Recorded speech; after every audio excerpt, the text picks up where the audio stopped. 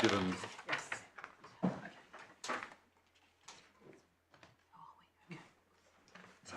Ms. Ward, we've been given an extract from the Wildlife and Countryside My Lord, statutory instrument. my Lord, maybe 2 points of housekeeping before I go on to the submissions that I trailed before the short adjournment.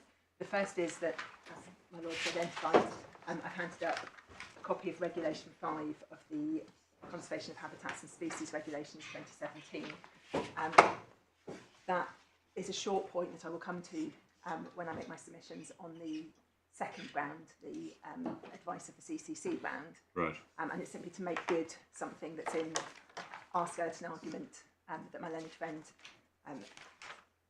said this morning was not the case. So I'll explain it when I get to it. Okay, so we'll keep that at hand for that point in your argument. But just to identify, you have that piece of paper, please don't lose it. We do have it. And secondly, in relation to pieces of paper, it's not something the court is going to need to concern itself with, I think, given the way that these submissions have developed. But we just want to ensure that we're not misleading the court in any way by the content of Exhibit DR1, which was the subject of the new pages provided at the end of last week. Now, right. If I can explain before I ask you to look. Okay. When the defendant served evidence in August, names of junior officials were redacted.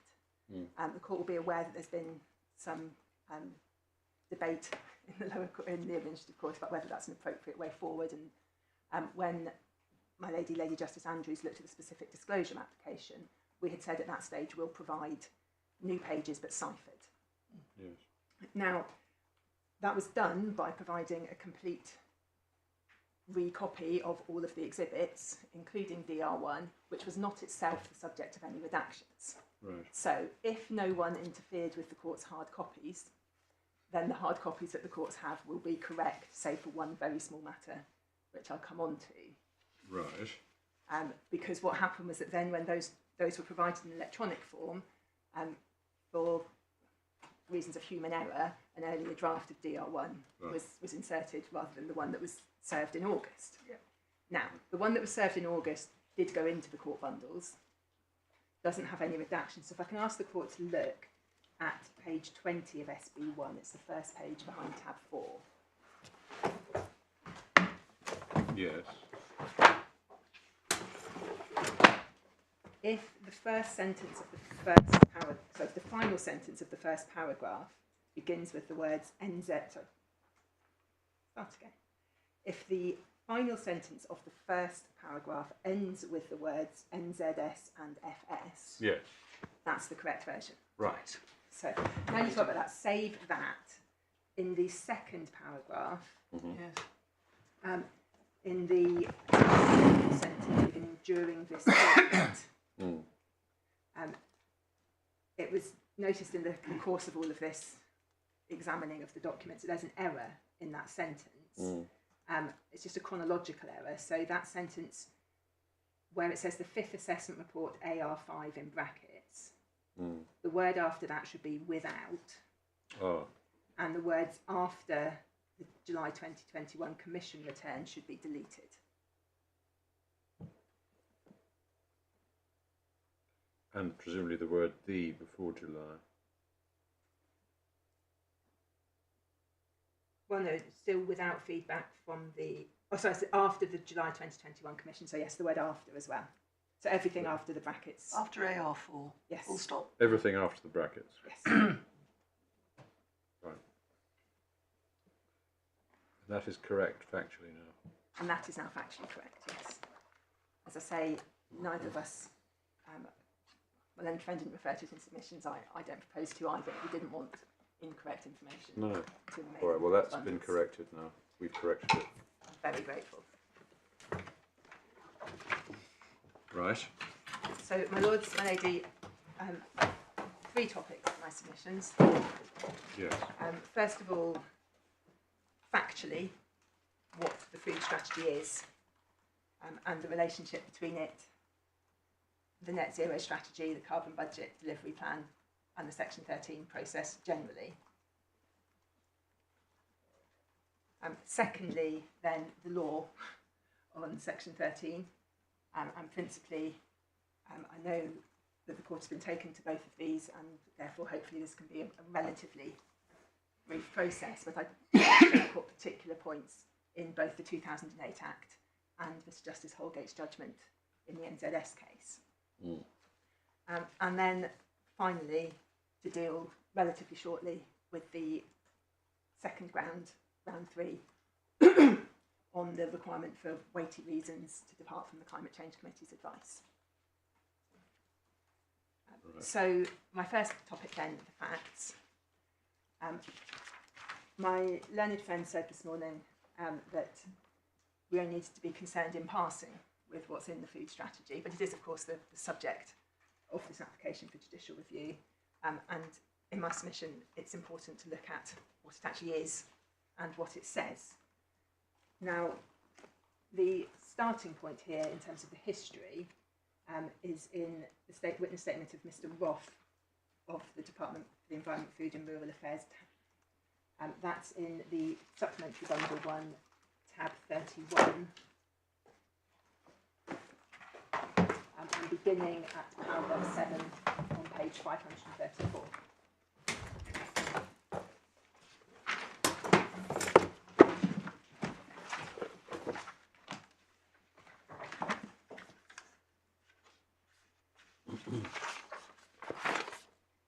Yes. And so the genesis of the food strategy was not part of the wider governmental process of pulling together policies and proposals for the purposes of Section 13. It was announced at the Conservative Party conference in 2018, as it happens, when the then Secretary of State referred to a wish to ensure that food production is truly sustainable, replenishing the soil, using energy wisely and supporting innovation. And the Secretary of State then commissioned Henry Dimbleby to lead an independent review, the terms of reference for which are set out in that paragraph. All of these are documents and matters of public record, it should be said. So the terms of reference included delivering safe, healthy, affordable food, regardless of where people live or how much they earn, the food system being robust in the face of future shocks, restoring and enhancing the natural environment, resilient, sustainable and humane agriculture sector, etc.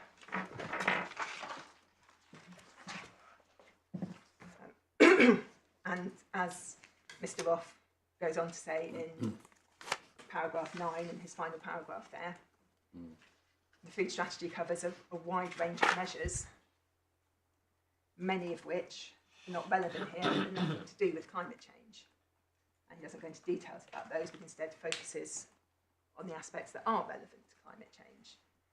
Because inevitably, of course, in the strategy that relates to the agriculture sector and the use of land, there is going to be some overlap or some material that is relevant to climate change, but it isn't the focus, and this isn't a proposal or policy brought forward to enable the carbon budgets to be met. It's a food strategy being worked on across the range of concerns within DEFRA. But can't it be both?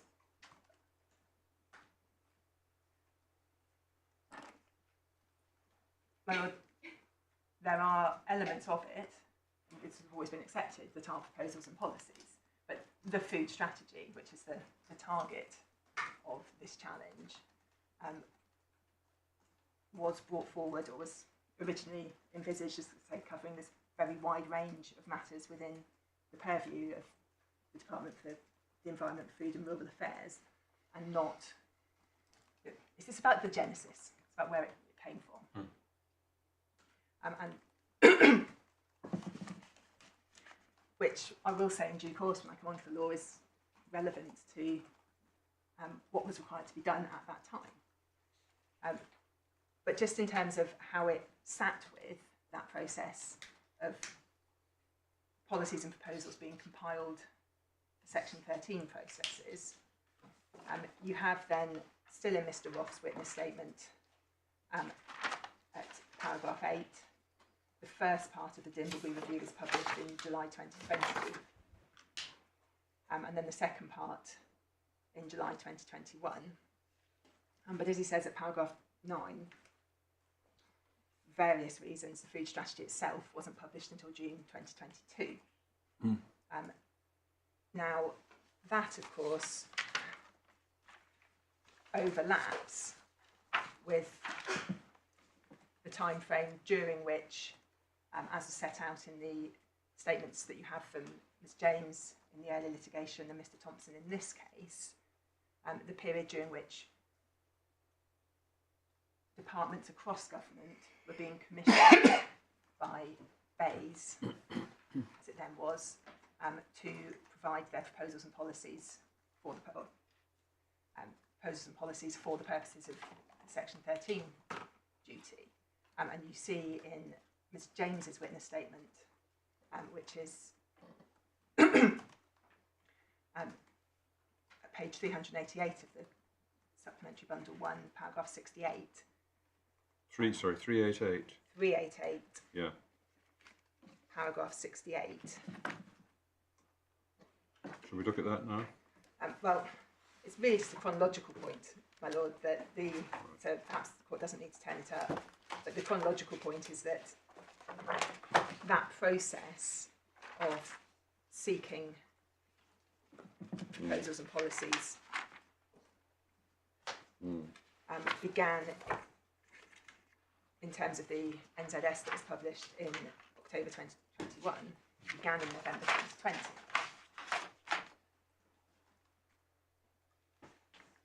Right.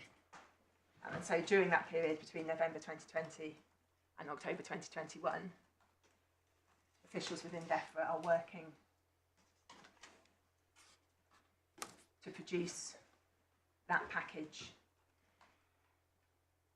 of proposals and policies for Section 13, and are also developing the food strategy.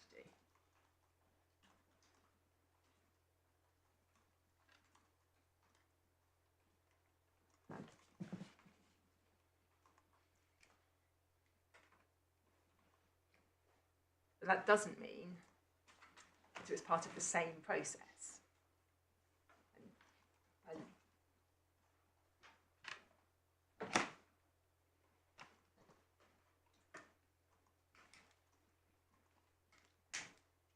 The points made in the claimant's skeleton argument that officials within DEFRA acted as if, in preparing the food strategy, this was somehow part of the Section 13 process. Well, there were no submissions made to you this morning that made that good. And one can see from the evidence that's actually before the court, in the witness statements of Mr Roth and Mr Thompson, that they are separate processes, and one sees in particular in Mr Thompson's statement beginning at paragraph 10 on page 562. This is now behind tab 32. 562.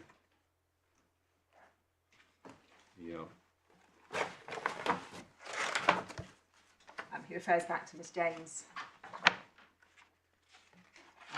and how, as part of the preparation of the NZS, their team and analysts are set teams across government to produce policies and proposals, and through to paragraph 14, where he explains that DEFRA participated in that process by producing a series of commission returns, culminating in a return provided on the 23rd of July 2021,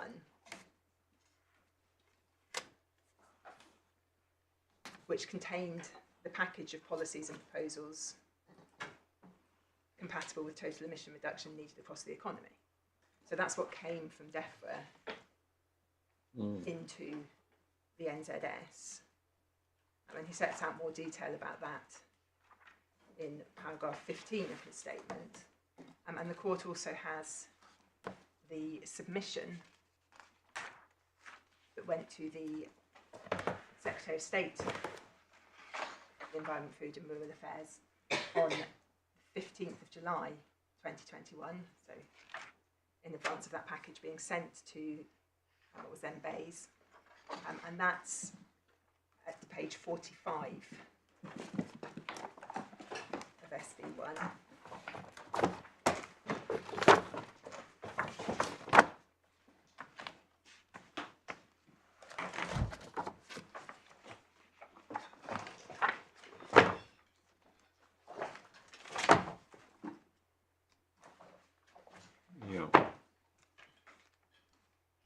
That's the 15th of July. That's the 15th of July.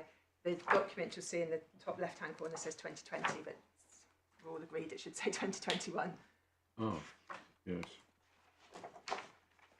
There's no controversy about that. No, in fact, I think it was Malone Trent's team who picked up on it. So,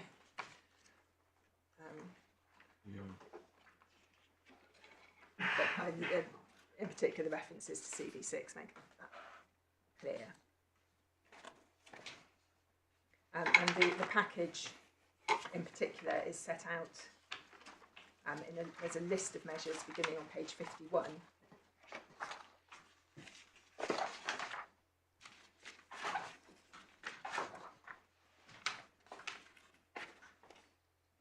Yeah. Under the heading previously agreed interventions and policies, this is, so I should be clear, this is the agriculture section. But there are similar sections for various other areas which DEFRA is responsible, but in relation to agriculture you have on page 51 under the heading previously agreed interventions and policies that the Secretary of State has previously agreed to the delivery of a number of agricultural measures discussed at a meeting on the 24th of May. It says the end of that paragraph, see Annex 2 for the measures this covers. And the court has Annex 2 at page 158 and page 58 and 59.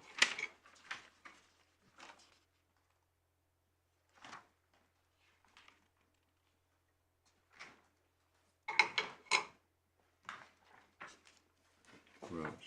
And then following on at the bottom of page 51, a list of other measures it's recommended be approved, which could offer some additional savings.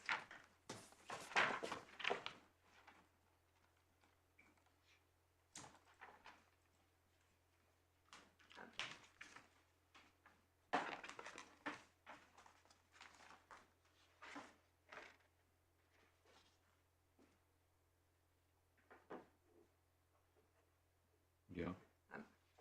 What there is not in that list, anywhere in that list, is reference to the food strategy. And I absolutely accept in response to my Lord Justice Singh's point that some of those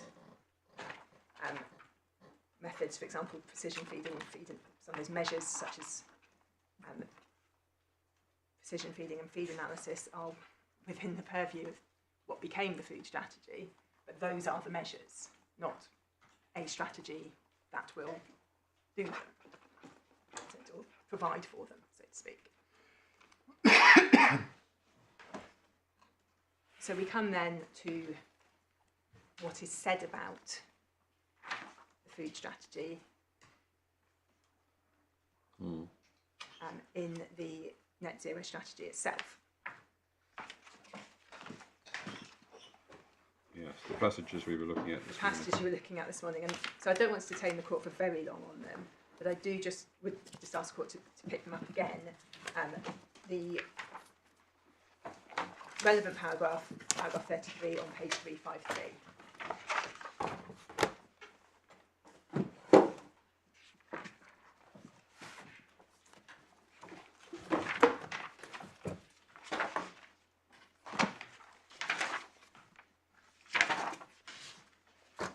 Yeah. And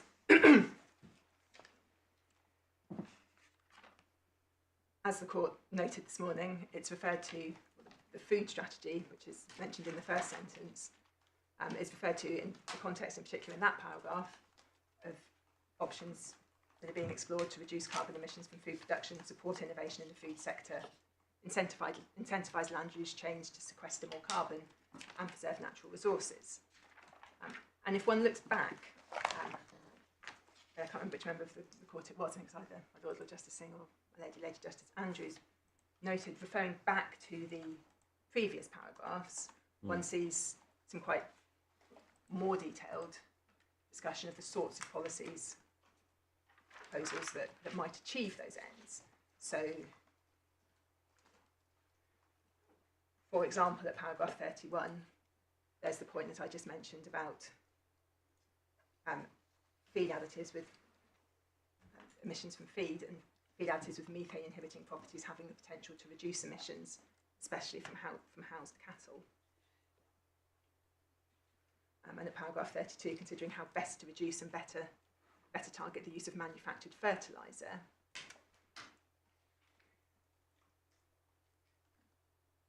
And effectively what's being said at paragraph 33 is that this is what, all of this will be supported by the food strategy.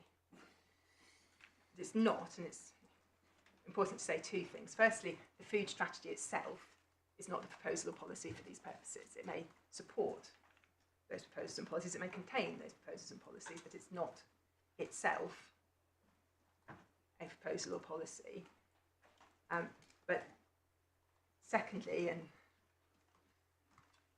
coming back to my learned friend's point this morning about, well, this is something that's unquantified and therefore in the gap, the 5% gap, that we'll come on to see in Mr. Justice Holgate's judgment, that actually there's a mixture there of quantified and unquantified policies. So some of what the food strategy is talking about is quantified policies that have already been accounted for in your 95%.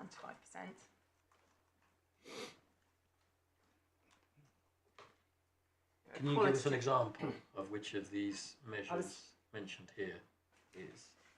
I was going to take report in due course to the food strategy itself, but just Well, by all means, come back to the point. should have anticipated this question. Well, I would suggest don't worry now. Perhaps those sitting behind you will help you. Yes, I'm sure someone will be able to point me to a quantified policy by the time I come to the food strategy, which is, I promise, relatively shortly.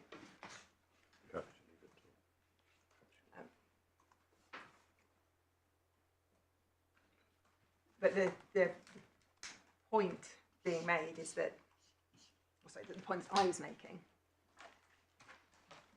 is that it's not that the food strategy is somehow a policy that is relied on to bridge the gap.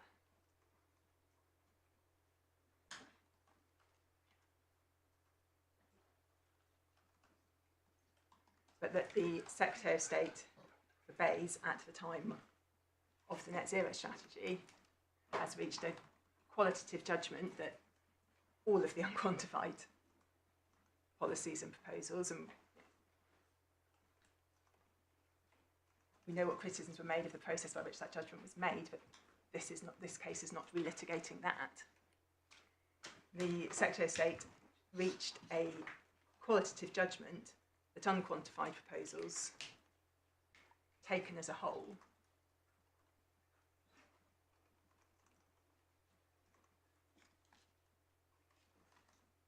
would be sufficient to ensure that the carbon budgets are met.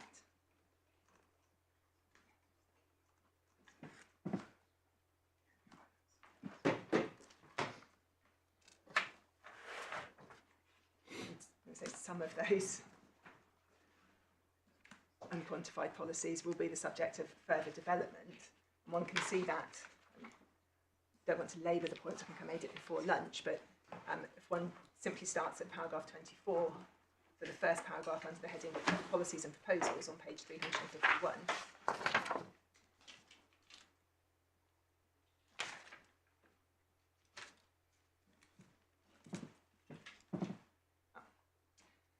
there's reference there to 3 environmental land management schemes to be introduced. Sustainable farming incentive, local nature recovery, landscape recovery, and some information about them.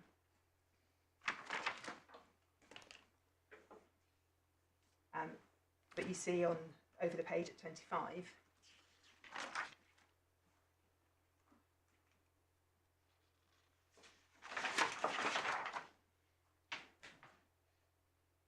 the tests and trials for the scheme began in 2020.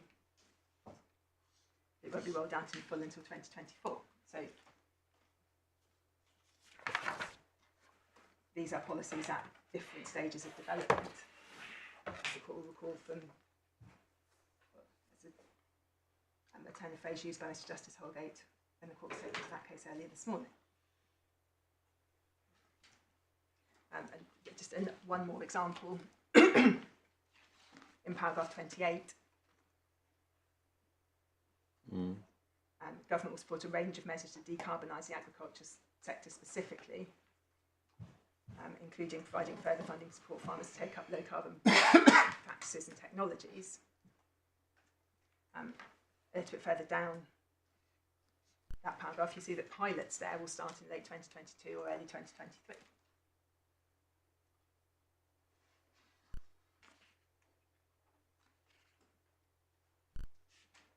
Does it use the word pilot somewhere? Yes, so the second sentence starting, we will introduce a targeted set of financial incentives. And it says bovine viral diarrhoea with pilots starting in late Pilots, yes, 2022. there it is. Thank you. Yeah.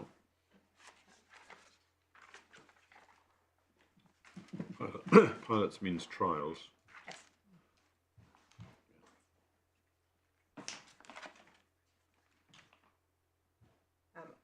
Or, for example, I promised the last example because there have been a number, paragraph 32 on 353. Final sentence of paragraph 32. We will consider the recommendations of the Nutrient Management Expert Group due to report in spring 2022 on optimal policy approaches to minimise emissions from fertiliser use.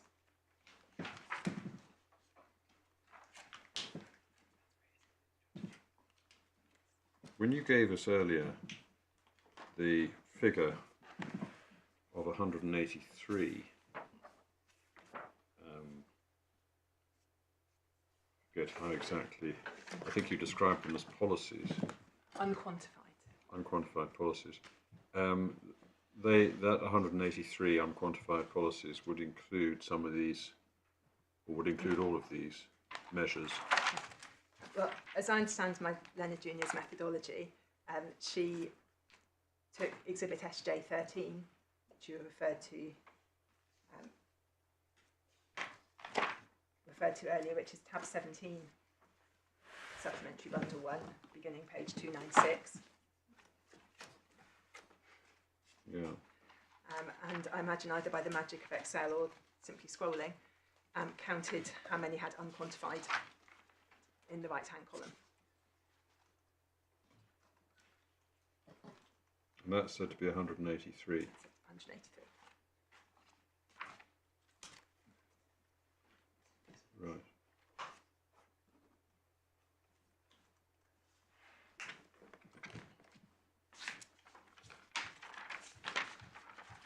Now, as my own friend made clear to you this morning, Mr Justice Holgate accepted that reliance on unquantified policies was, in principle, acceptable.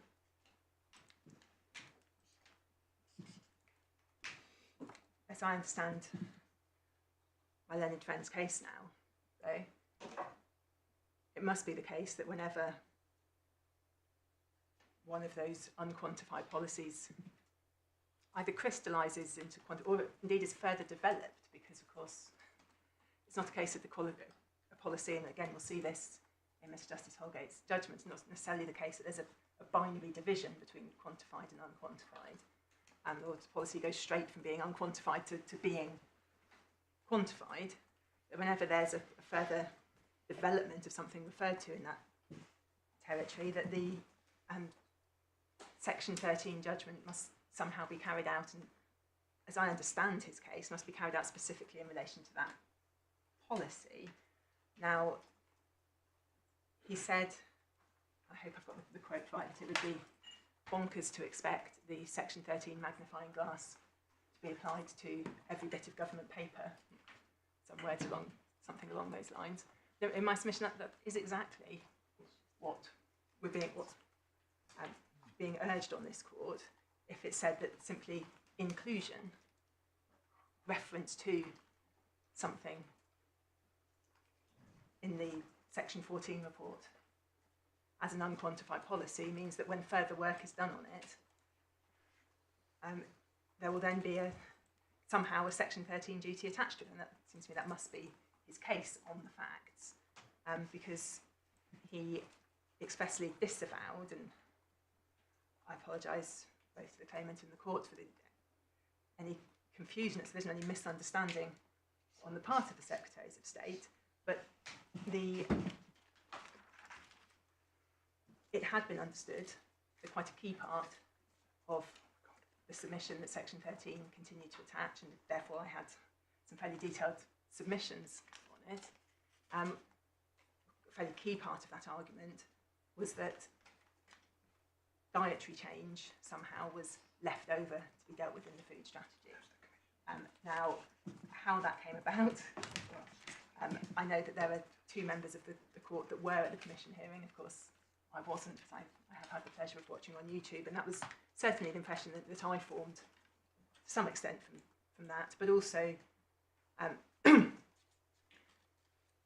there's references in our skeleton argument at paragraph 8 to paragraphs of the Statement of Facts and Grounds. They might helpfully have added, and those are both paragraphs that do refer to diet change, but they might helpfully have added paragraph 46, which is on page 141 to 142 of Core Bundle 1.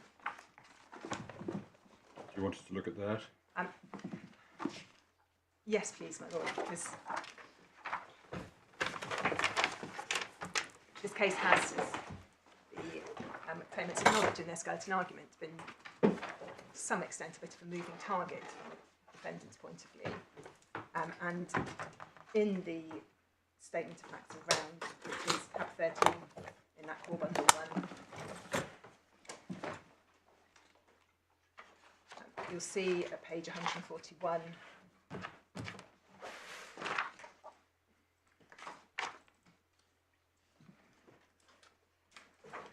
Yes. but under the heading Ground 2, failure to discharge Section 13 and 14 duties, which is the ground that we're now concerned with.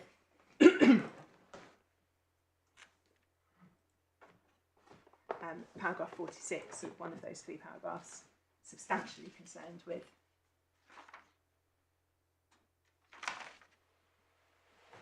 diet change. And there's never been any lawful explanation of how the defendant says he can square the circle of meeting carbon budgets without reducing meat and dairy consumption. Sorry, where are you reading from? At the end of paragraph 46, so it's now on page 112. Thank you.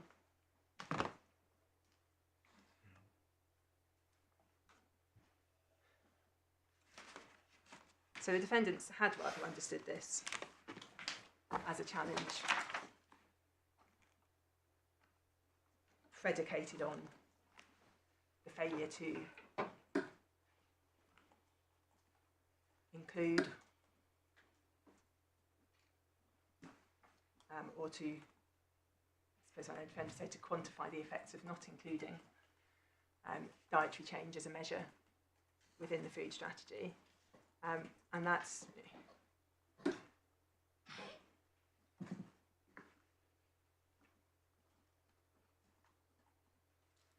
wasn't something that, in fairness, we were disabused of, having made a point in the detailed grounds of defence by the claimant's skeleton argument, which contains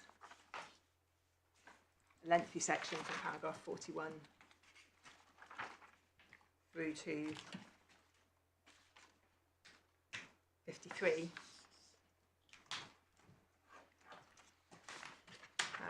headed Secretary of State's policies to reduce meat consumption, in which various preparatory submissions in relation to section 13 and 14 are advanced. So I don't complain that my learned friend withdraws that or doesn't rely on that before you this morning. I say it by way of explanation for some of the ways in which the defendant's case has been put, but as I understand it now, what I'm meeting is a straightforward challenge that because the food strategy is referred to in the net zero strategy as something that will support the delivery of the policies and proposals there, it therefore somehow attracts the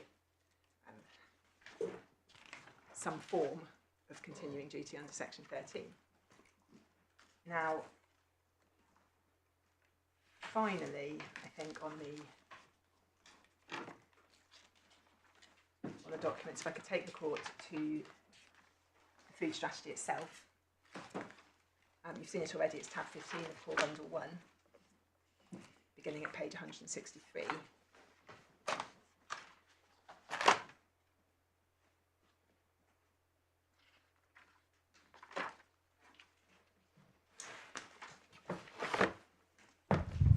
And you see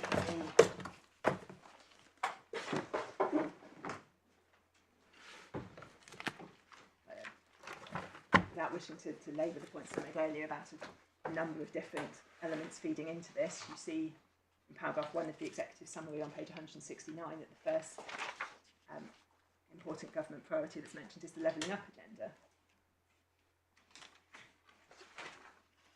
And the key measures, the objectives set out on page 172 and 173.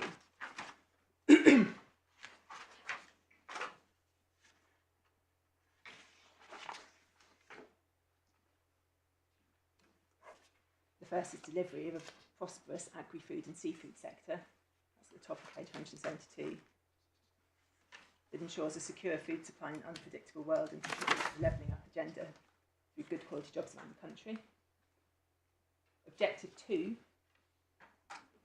refers to a sustainable, nature-positive and affordable food system, providing choice and access to high-quality products that support healthier and homegrown diets for all.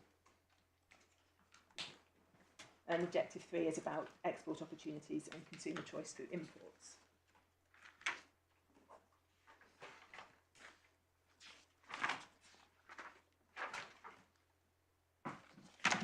So as I said, I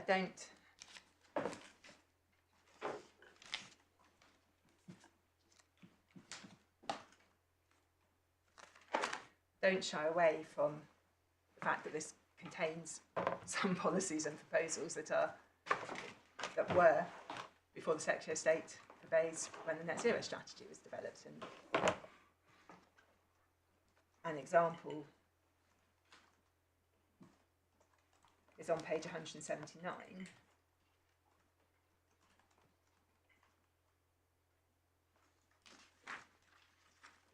think.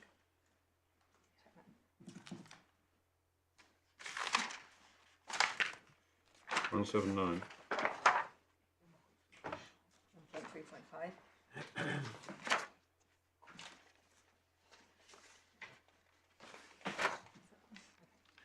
Paragraph, sorry. So 1.3.5. Yeah. There's reference there to a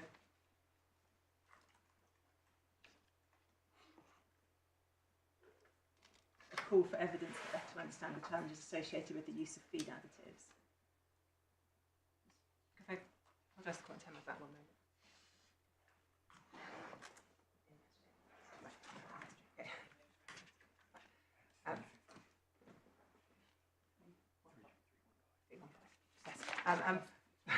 The court may well, as I did, question whether that is indeed an example of a quantified policy, but on page 315 of SB1, Right.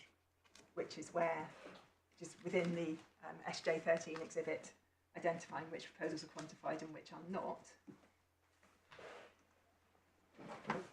So paragraph, page 315.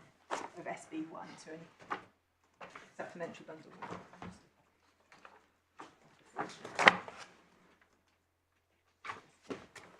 So the court was shown this morning at the bottom of the page there, the reference to the food strategy is unquantified. Immediately above it, quantified, increase investment in industry-led research and development into productivity challenges, including investigating feed additives with methane-inhibiting properties.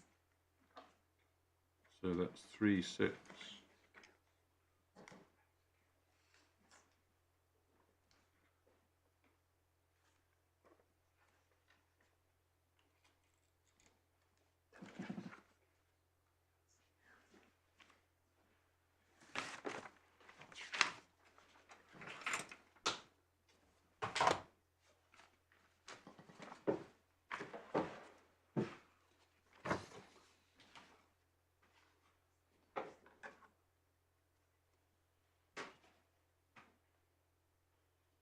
Is there a timing point? Is there a timing point? I mean, one of the things I'm struggling to get my head around is the dates of all these various documents, but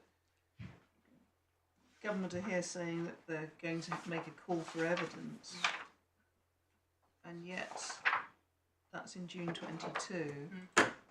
SJ 13 is what date?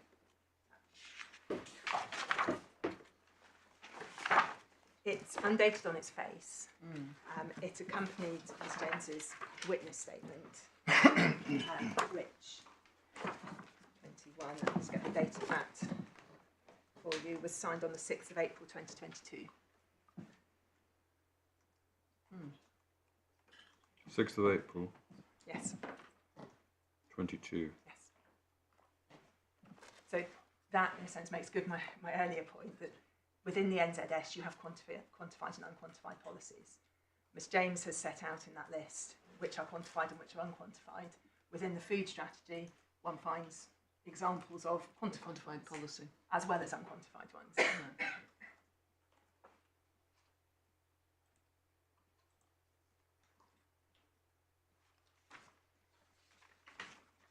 So this is one of the policies that would have gone into the 90% figure.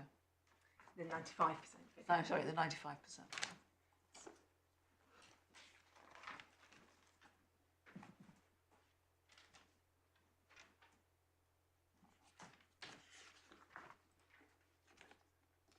So if quantified, it went into the 95%. Yes.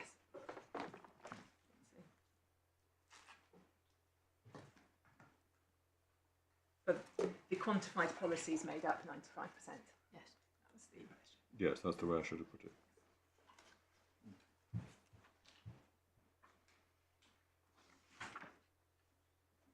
So, as I say, of course, there were within the food strategy policies, quantified and unquantified, that showed up in the NZS as well. But there were also a large number of policies and strategies, proposals, call them what you will, get statements of government intent, that did not and could not form part of that the consideration under section 13. So, for example, one has, beginning on page 183, a section on trends in diet and obesity, which is very much written from a public health perspective. Sorry, the reference again? Beginning on page 183, we're in Core Bundle 1, tab 15. Yeah.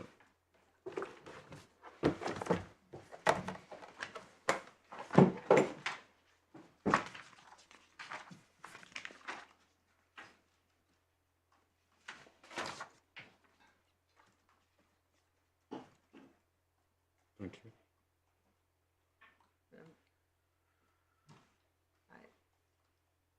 Again, perhaps anticipating something might be said against me, at the end of that section, 2.1.11, of course, nutrition and sustainability are to some extent interrelated. Healthier diet choices may be good for the environment, but quite how one assesses under section 13 the benefits or disbenefits of a strategy to reduce the sugar content of processed food. And my submission is opaque at best.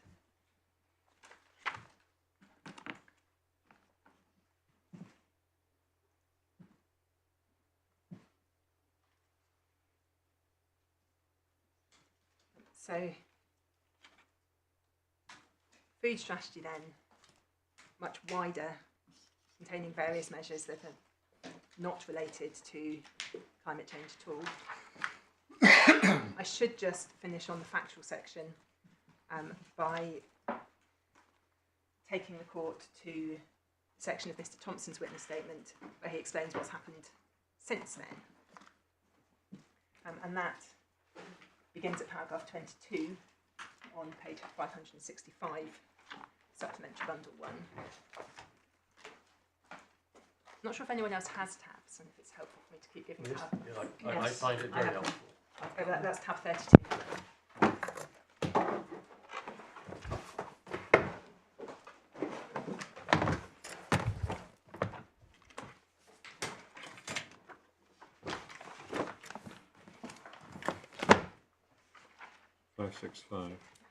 So the bottom 565, paragraph 22.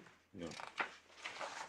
Mr. Thompson is picking up here about following publication of the NZS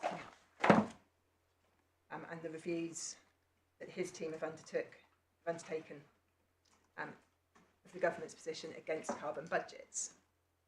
And this is done in a similar way to the process of preparation of the NZS itself, by commissioning sector teams from other government departments for information on how this has happened. So he says there were 3 reviews in 2022.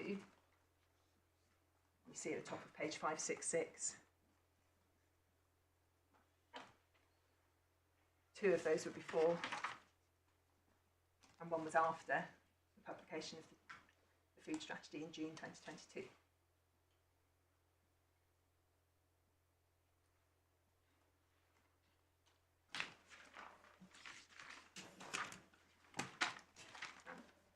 It says at paragraph 23, Jeffrey's Commission responses continue to include the same policies and proposals.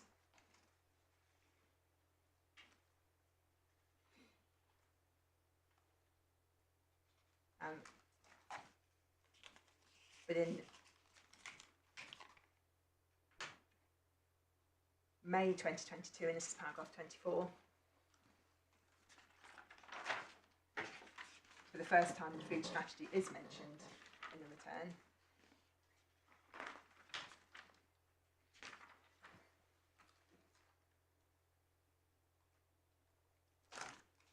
Included as a milestone for the agricultural measures.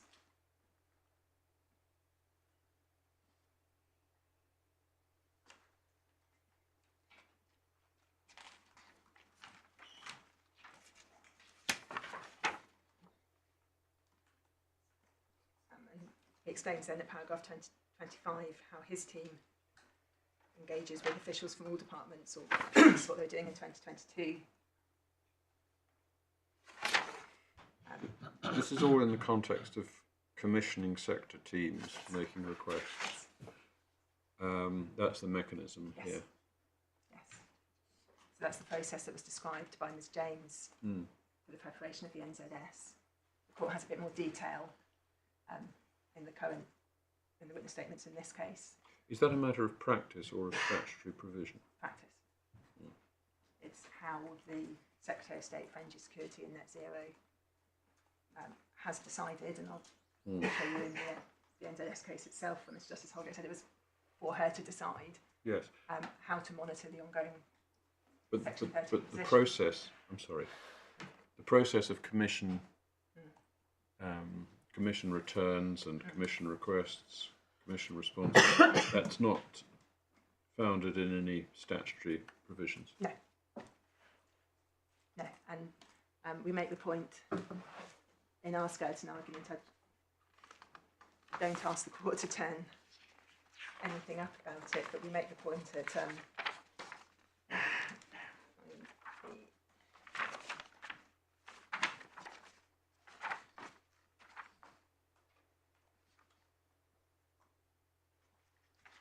So we make the point that in Northern Ireland the system's different. Yeah. And that It's a there are departmental. targets, you know, per department, per sector. Yeah. Under the 2008 Act, come on Yes. to that Act very soon, the Secretary of State for Net Zero could, in theory, find that one policy in one sector was sufficient. That was deeply unlikely in practice. But there doesn't have to be any contribution from any particular sector. But what is done, as explained by Ms James and Mr Thompson, is to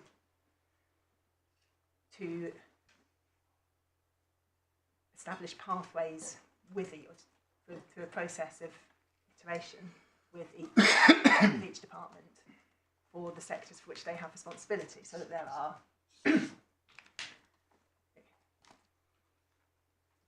are effort shares to aim for, but none of that is set in stone. If it were to transpire that there are much greater savings to be found in aviation, for example, than had been expected, then it may be that the relative lack of success in a particular policy for which DEFRA was responsible wouldn't matter, because the Secretary of State for Net Zero could see that overall the UK was still on target to meet the carbon budgets. But of course it requires that central pulling together of the information for that exercise to be done, and that's the commissioning process, which is explained in the evidence in this case. And as is explained, what's contained in those commissions provided by DEFRA and then fed through into the Section 13 assessment that was conducted prior to the NZS, and indeed the further Section 13 assessment that's now been conducted was conducted prior to publication of the CBDP, and indeed the ongoing work that Mr Thompson describes at the end of his statement. Yes. So that can be carried out. Right. Those returns, as he sets out, contain the policies proposals that I've shown you in the submission of the 15th of July 2021. The food strategy was not referred to prior to May 2022, albeit the constituent parts of it were. And just finally then on the evidence, before I move on to the legal framework, Mr Thompson makes good what I've just told you at paragraph 35 on page 568. In preparing the CBDP, a further commissioning process similar to that outlined above, which was carried out for the NZS. And then paragraph 44 and onwards, pages 570 and 571.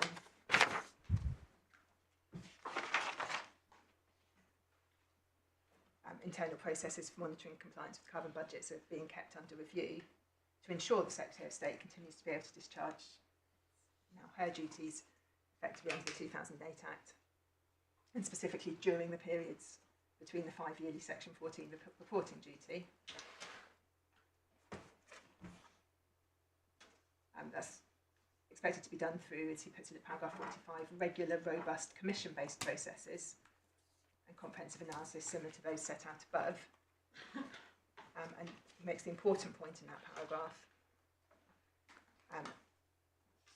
that although the department's exploring how the process can be enhanced, particularly in relation to tracking development of unquantified policies and enablers, that needs to be balanced against reporting burdens being placed on teams who are responsible for delivery.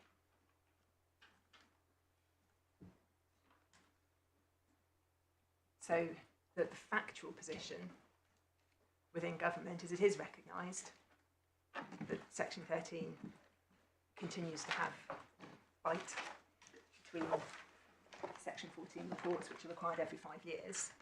There are processes in place through the seeking of returns from each department on the policies for which it's responsible and how they are performing. that enable the Secretary of State for Net Zero to periodically conduct that analysis and determine whether anything more needs to be done.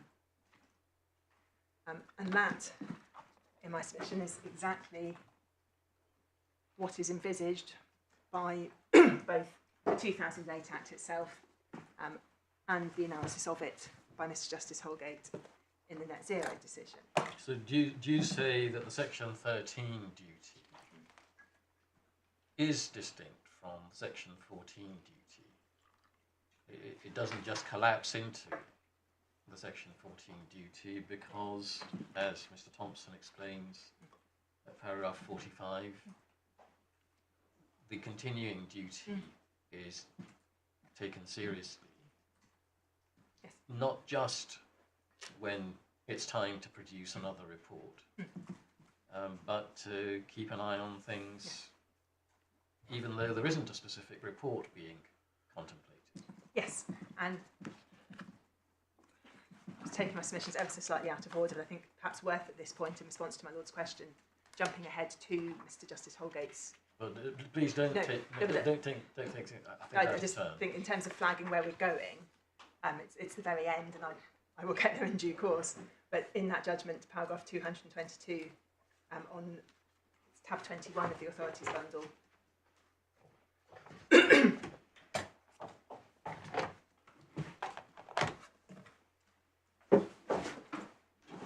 I'm sorry. Which tab is it? tab 21, Thank you.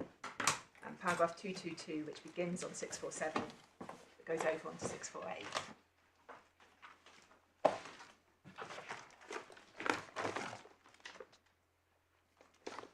Yes.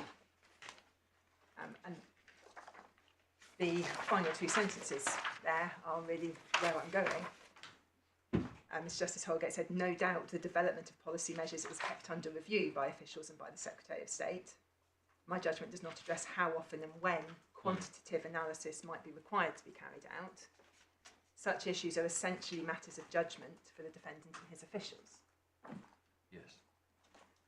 Now, as I said before the short adjournment, this isn't a challenge to the system that the Secretary of State for Energy Security and Net Zero is operating at that whole economy level. My learned defence challenges very specifically that something should have been done when the food strategy was published. And his case on that effectively is, well, if that's not right, then there's no role for the Section 13 duty between Section 14 reports.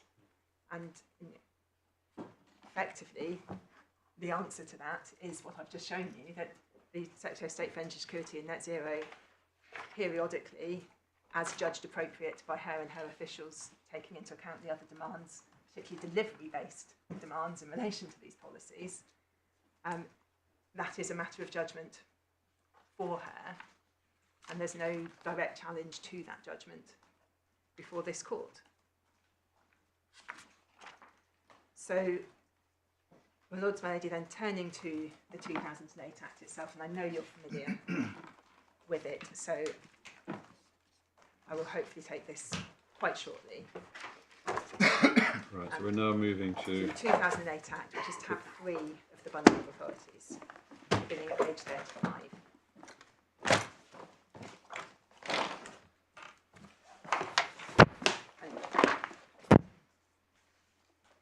We've also set out various provisions in our skeleton argument as the lead of the defendant, so I'm not going to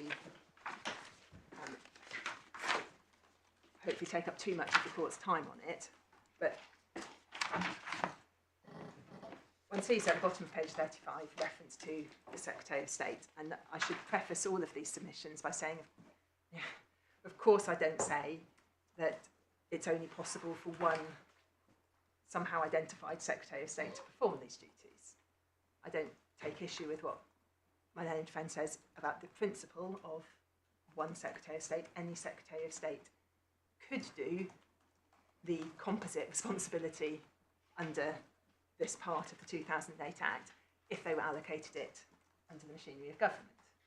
It was moved from Bayes, well, Bayes was abolished, but it was placed within energy security and net zero by machinery of government changes earlier this year, it could be theoretically within a different department in the future. That's not, and it could be if for some reason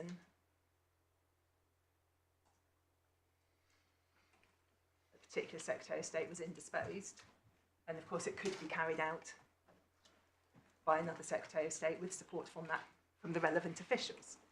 But the question is, what is required, and therefore who can do it? And it would be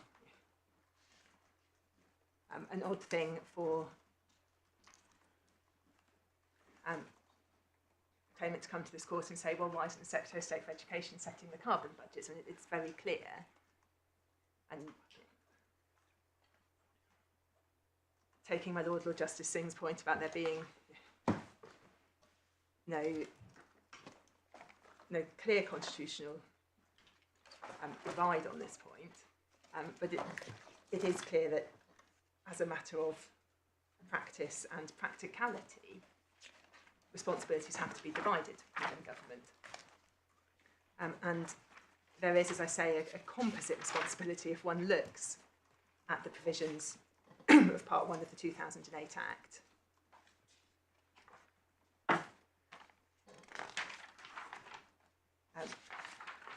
So first of all, of course, to set the duty to ensure net zero by 2050 in Section 1. In Section 2, the power to amend that percentage by order. And I hope the court will forgive me in noting as I go along the references to the Climate Change Committee's advice and the requirements to take it into account, rather than taking the court through the statute a second time. I'm sure the court has them well in mind, but one sees in Section 3 on page 36 that before acting under Section 2, Secretary of State has to obtain and take into account the advice of the Committee on Climate Change. We then have Section 4 and the setting of the carbon budgets.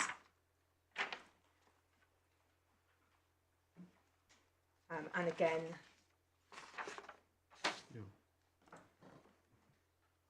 the ability to amend those, the machinery of that in Sections 5 and 6, and the requirement to obtain and take into account the advice of the Committee on Climate Change in doing so in Section 7,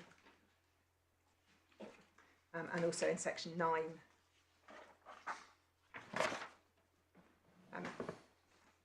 in relation to the setting of the carbon budget for budgetary periods under Section 8.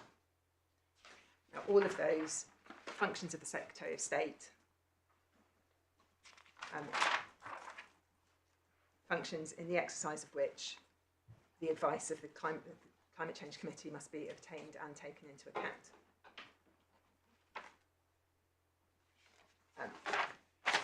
Over the page on page 40, Section 10. Sorry to interrupt you, but there's nothing in the statute that says that you've got to give reasons if you disagree in relation to these specific statutory obligations to take the information into account. So take the advice, take it into account, but nothing in the statute says. But if you disagree with it, you've got to give reasons. So apart from the common law duty to give adequate reasons for a decision. Yes, take my lady's point. Well, I'm just seeing how this fits into the overall scheme of Mr. Wolf's arguments at the moment. Yes, and maybe I will of course come to those when I come onto that ground. But that there are those clear references to the need to obtain the advice and to take it into account. Section 10 then lists other matters to be taken into account. To be taken into account both by the Secretary of State coming to any decision under this part, and by the Committee on Climate Change in considering its advice in relation to any such decision. And there are a list there, and I do pause on that list for a moment, for a slightly different reason to my learned friend, just to look at the macroeconomic nature of it.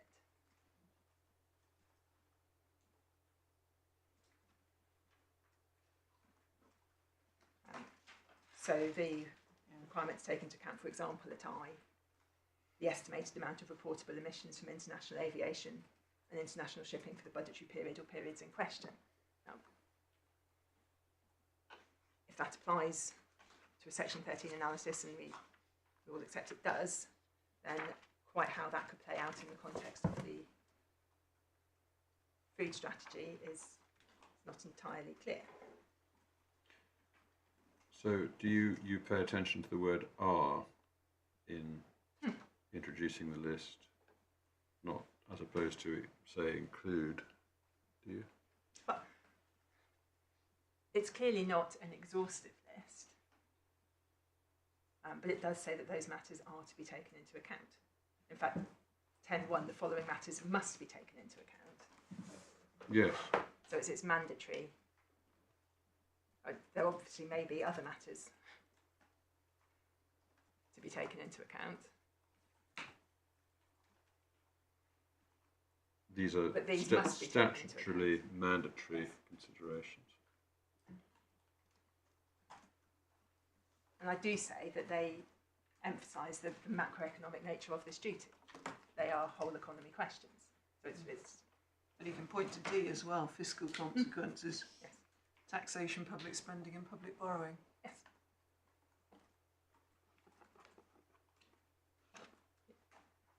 Matters that very clearly, it's reasonably clear how those can be taken into account in a whole economy assessment. It's difficult to see how they could apply to the particular assessment of an individual policy. Every individual policy, there will be policies touching on climate change that do not touch on fuel poverty, for example.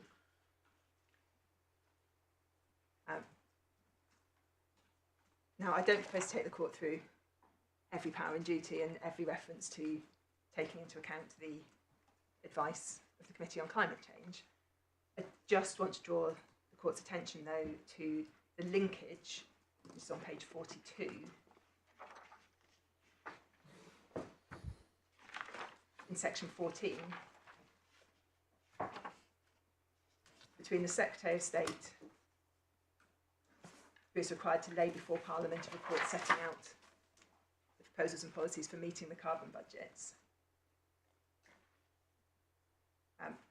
and the Secretary of State, who is required to do the various other functions under this part, because that Secretary of State is required to lay that report before Parliament as soon as is reasonably practicable after making an order setting the carbon budget for a budgetary period.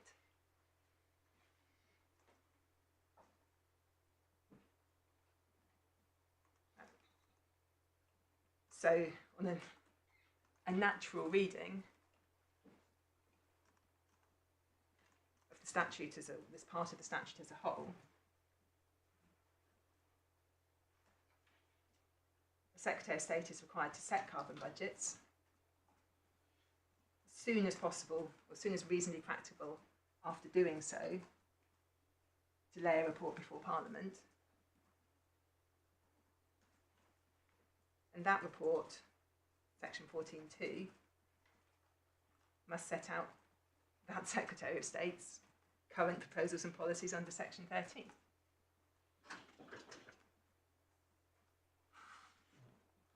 You said current proposals. In Yes. fact, it says setting up proposals and No. policies. 14.2a, the Secretary of State's current Sorry. proposals and policies under section 13. Sorry, yes. And that's part of the reason why the Secretaries of State have never disputed this is a continuing duty.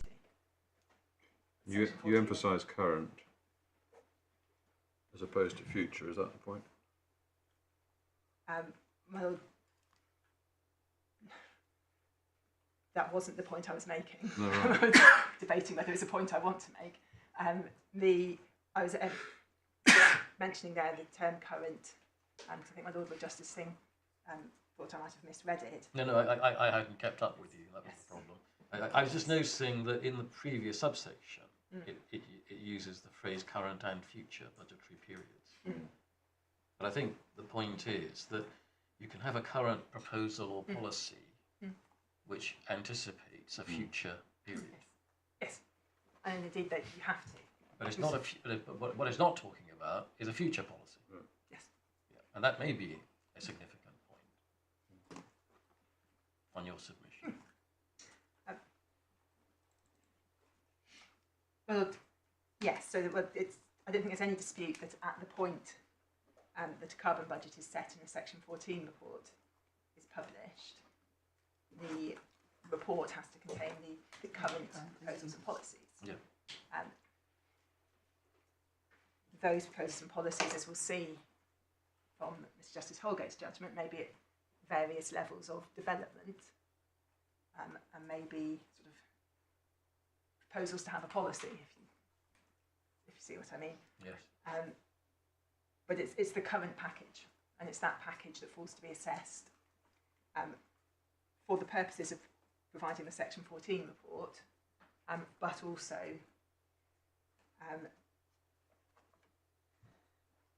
it is accepted, it has always been common ground between the Section 14 reports, which are required immediately after the setting of the carbon, as soon as reasonably practicable after the setting of a carbon budget, so at 5-yearly intervals.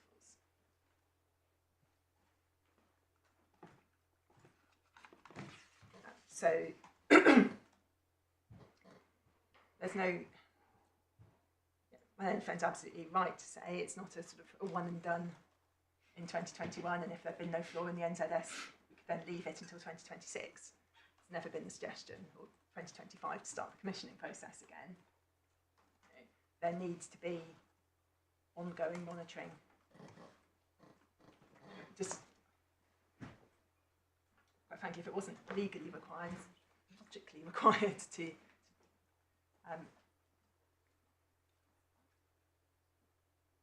know where you're going to be starting from and preparing the next Section 14 report. But the point I was making on the wording of the statute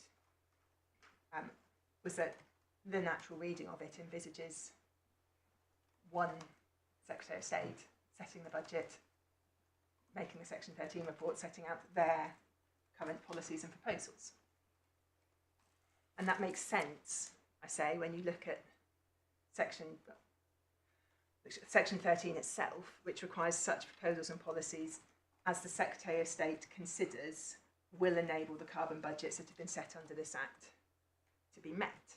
So it's not looking at an individual policy or proposal and the contribution that that policy or proposal will make to meeting the carbon budgets. That, of course, is a necessary part of doing that overall assessment. But the carbon budgets, as we've seen, are for the whole of the UK.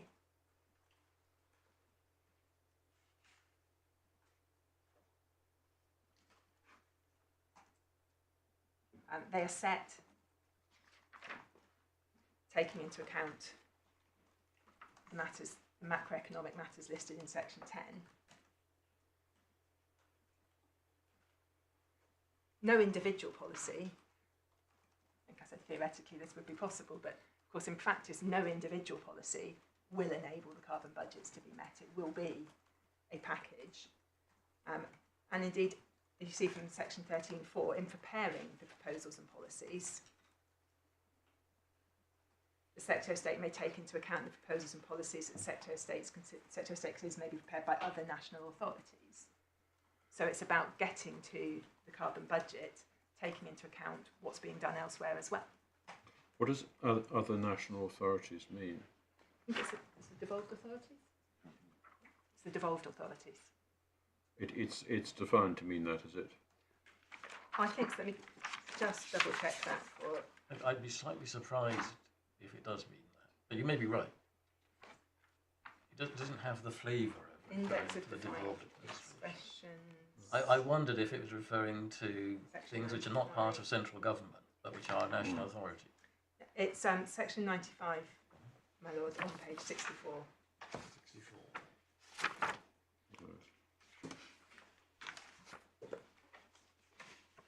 Oh, right. It is the devolved authorities. It is. So, because of course some matters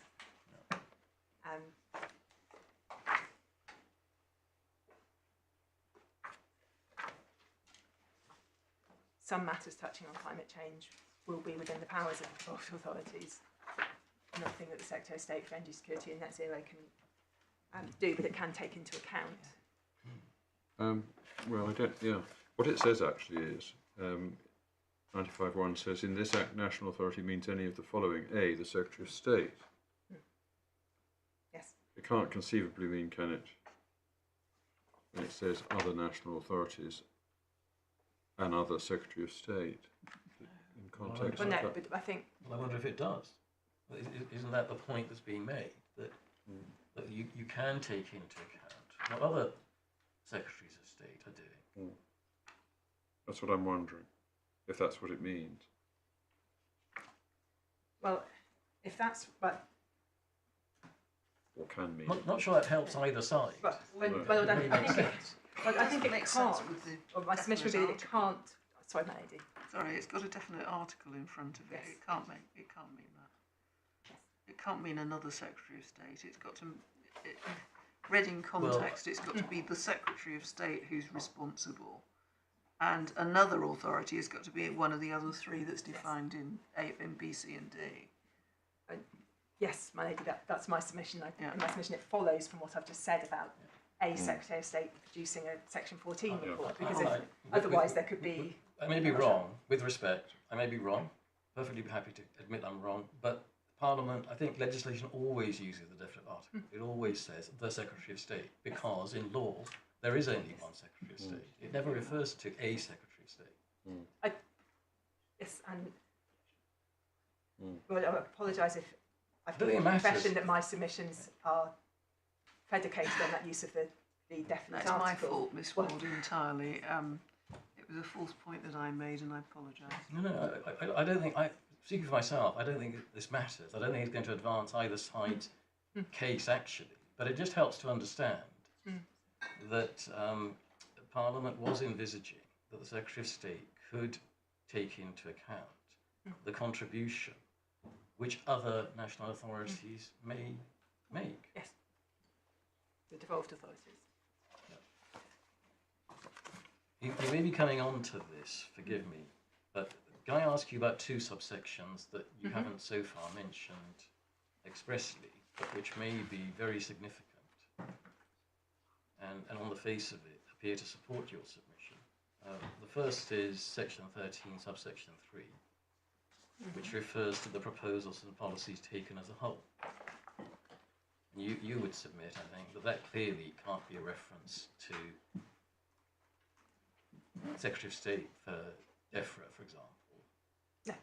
because this is requiring a holistic assessment to be made. Yes. Is that right? Have I understood your submission correctly? So you do emphasise that phrase.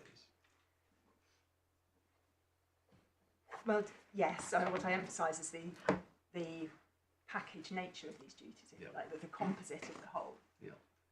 And can I ask you about, I don't think we've specifically been taken so far to section 14, subsection 3, which it refers to different sectors of the economy. But I think you would submit that that again supports your submission, because what it's doing is drawing a contrast implicitly between the whole economy and different sectors. Is that right? Well, I very much accept my Lord's point. Absolutely accept my Lord's point. Well, put it this way. If the Secretary of State in section 14, and at the moment I don't see why the logic of Mr. Wolf's argument wouldn't lead to the conclusion that in the Secretary of State in section 14 could be any Secretary of State and all Secretaries of State. If that's what it meant, then I don't see how you could make sense of subsection 3, because the report is clearly meant to be done by the Secretary of State who's responsible for the whole economy, as opposed to those who have an interest in a specific sector of the economy. So that's section 14. Yes. And I think what you're saying fundamentally is that you can't read section 13 in isolation. You've got to read it in the context of section 14. And so, and indeed, we see an express cross-reference to section 13 in 14.2a, which is the point you made to us earlier. So that I think ultimately leads you, I'm not saying you're right, but you say, on the basis of all of those statutory indicators in the language of the Act, that the Secretary of State in section 13, subsection 1, although the Interpretation Act says that can be any Secretary of State, here it must mean the Secretary of State who has responsibility for the whole economy of the village, if I understood it correctly. My Lord puts it much more elegantly than I did, yes. I'm not saying it's right, but I just want to see if that's what the submission is. My Lord, it is, and it's, if I can also put it this way, that when one reads the whole of that part of the 2008 Act, certainly up to this point and continuing up to section 31, it makes no sense, given the various references to macroeconomic factors, for this to be being performed in various different parts of government. It's a single duty: set the carbon budgets, prepare the package of policies and proposals, publish them under section 14. At various points, the Secretary of State doing those things is required to have a macroeconomic view of the whole of of all the different sectors of government, and it can't then be stripped down to say, well, but in taking this particular step in this particular area, you can perform anything like that duty. It simply doesn't make sense.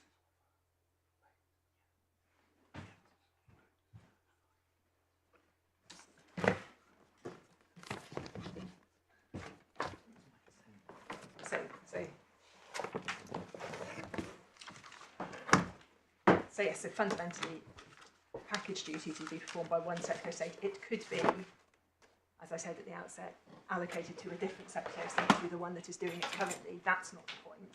But the point is that it is a set of responsibilities that sensibly sits with one individual, the head of one department within government. You say that by its nature, as is evident from a contextual reading of the statutory provisions, it is a comprehensive rather than a piecemeal duty. Again, my Lord puts it more elegantly than I did, but yes. Can I ask you this, at a conceptual level? Suppose, nothing to do with the facts of this case, but suppose you had a section 14 report which said, we've taken into account, this is the set of proposals and policies which we think will do the job, but we haven't had time. When I say we, I mean the government generally. So there hasn't been time to work out a proposal on one specific matter. So on one sector of the economy, we're not ready. But we will be next year. Now, conceptually, could it be the law that the Secretary of the big Secretary of State, if I can call them that, the one who's got the overall responsibility, can't just say, well, I've done it, I've done a sort of partial report, as it were, and I have no obligation next year? Or could it be that actually that Secretary of State does have to revisit the question under section 13 and say when the extra bit is ready? Yes. Now I know that's not the fact of this case. The argument against you is that the Secretary of State for DEFRA had this duty in preparing the food strategy. I'm not at the moment. I'm not interested in that Secretary of State. I'm just wondering about what I inelegantly call the big Secretary of State. Do they have a responsibility, or can they just say, well, we did a partial report and now we don't have to come back to it? Well, I think potentially two answers to that. Firstly, I'm not sure that a partial report would pass the whole gate assessment of a section 14 report. Right.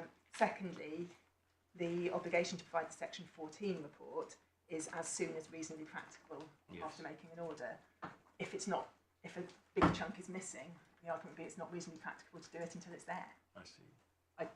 again, that's entirely hypothetical and without instructions. no, I understand. That seems to me on the basis of the statutory language, that's not a situation that could or should arise. Because as I understand it, and I may be misunderstanding Mr. Wolf's case, but I think, certainly I thought at one time that his case was fundamentally that there was a bit, paragraph 33 of the NZS essentially says there's a bit of our overall package which we're not at the moment able to go into in detail, so it's inchoate, and so we're leaving it and we'll come back to it.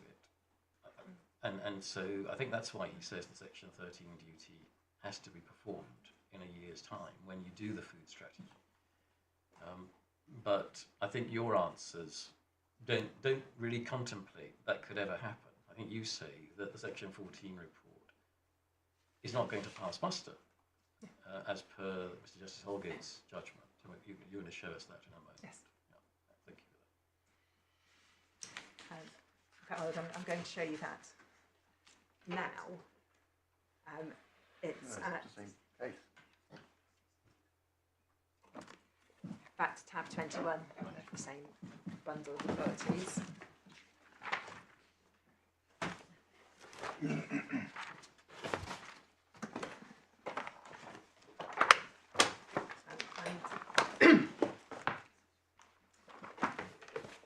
21. tab Yeah. 21, yes, it begins at page 601, but I invite the court first to paragraph 5 on page 605.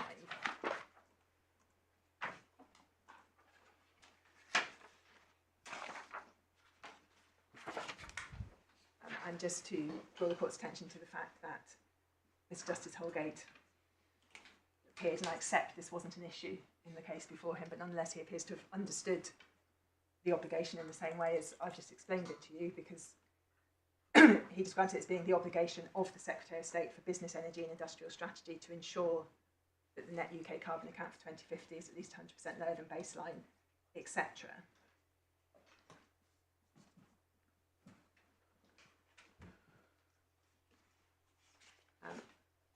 But then,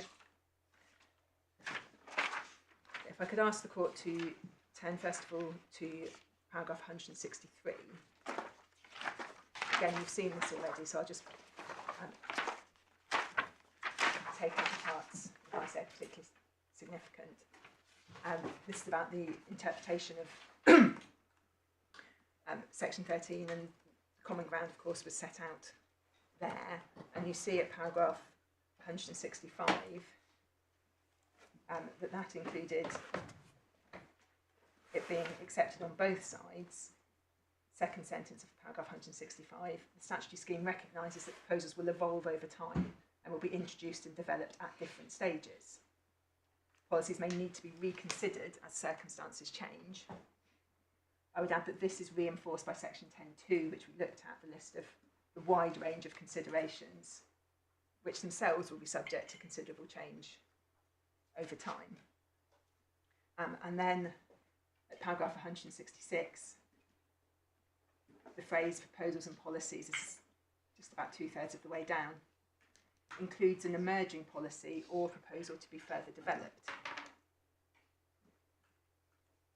And as Mr. Justice Holgate said, that must be right because the context in which section 13 sits includes carbon budgets, which may cover a period ending up to 16 years into the future, 2050 target, etc.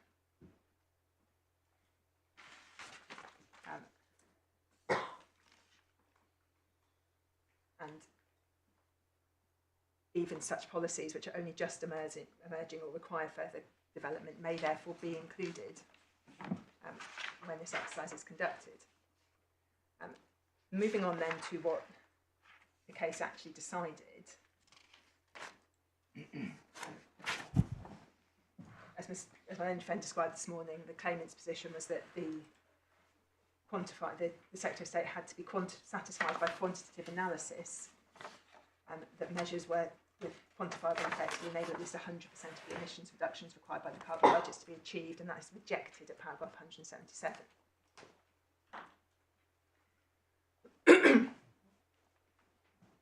But as Mr. Justice Holgate also recognised, and I foreshadowed a moment or so ago, paragraph 180,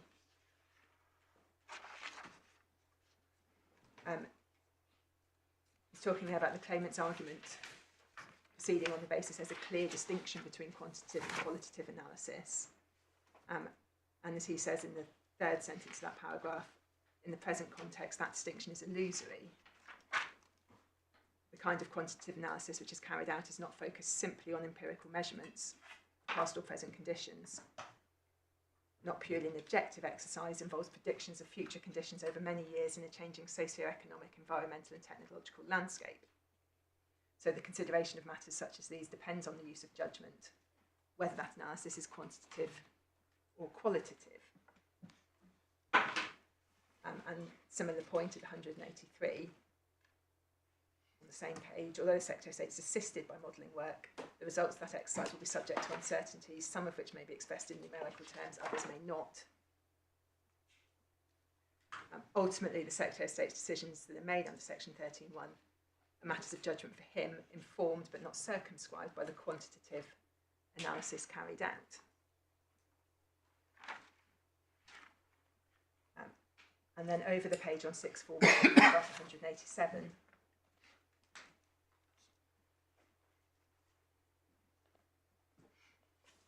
the briefing given to the Secretary of State when approving a package of policies for the purposes of Section 14 report has to address the assessment made by officials of the quantitative contributions that individual policies are expected to make, and the justification for relying upon unquantified policies to make up any predicted shortfall in meeting a statutory target.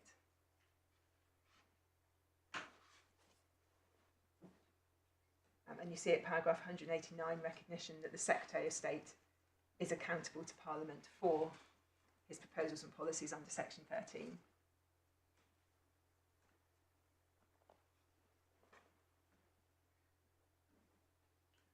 And at paragraph 190, it's through these mechanisms, so the Section 13 assessment and the Section 14 report primarily, that the merit, realism and efficacy of the Secretary of State's climate change policies can be probed and evaluated. So he may consider, for example, whether any additional work needs to be undertaken, amendments made or new measures taken pursuant to his continuing obligation under Section 13.1. And all of that, of course, is talking about the overall package.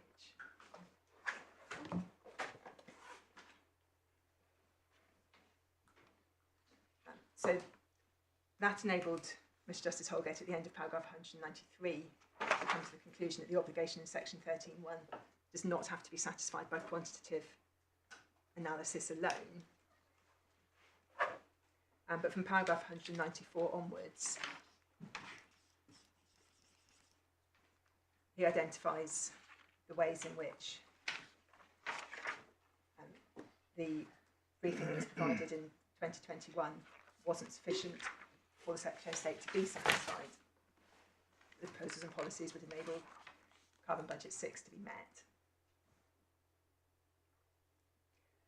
And I said paragraph 202, and then took you to it, but I do say it's particularly instructive. A couple of the sub-paragraphs are.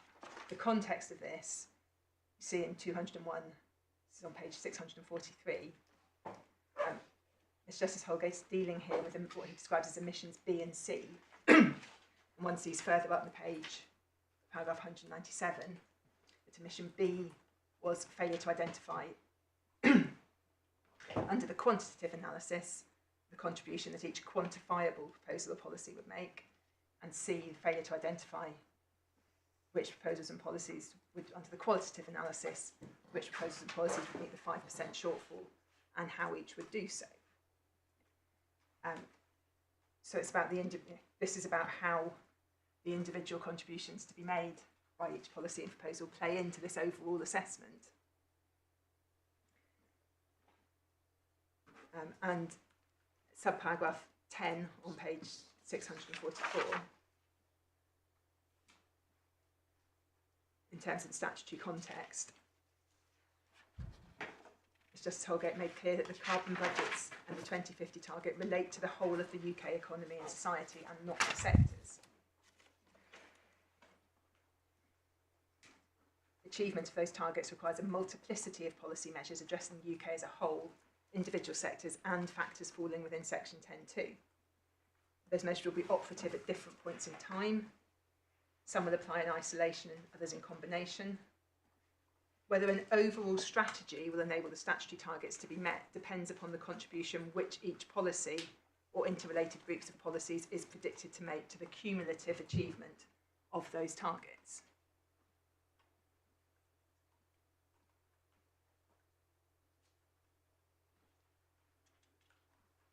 And it's in reaching then that judgment on the overall strategy, you see it subparagraph 11, the merits of individual measures,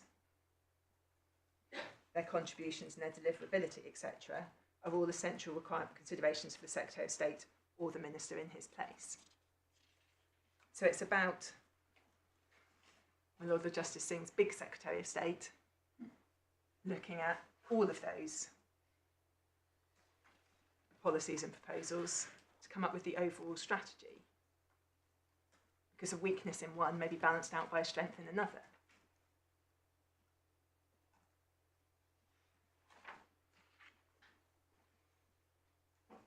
And that, we come back to that at paragraph 213 on page 646.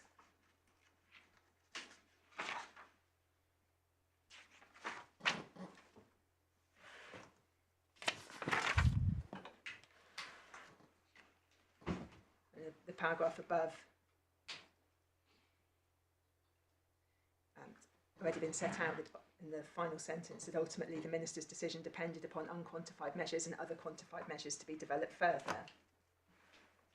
And in paragraph 213 said, in my judgment, without information on the contributions by individual policies to the 95% assessment, the Minister could not rationally decide for himself how much weight to give to those matters and to the quantitative assessment in order to discharge his obligations under section 13.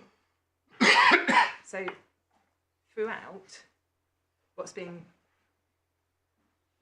talked about is an overarching judgment on the package of policies and proposals. Yes, information as part of that judgment, part of that assessment, information is needed on each of the individual policies to enable them either to be quantified, the risks to their development to be taken into account in the qualitative assessment, the time frame for delivery to be understood in the context of all the other measures and the potential time frames for their deliveries as well. So that is information in relation to each policy or proposal relied on that the Secretary of State conducting the Section 13 assessment will need.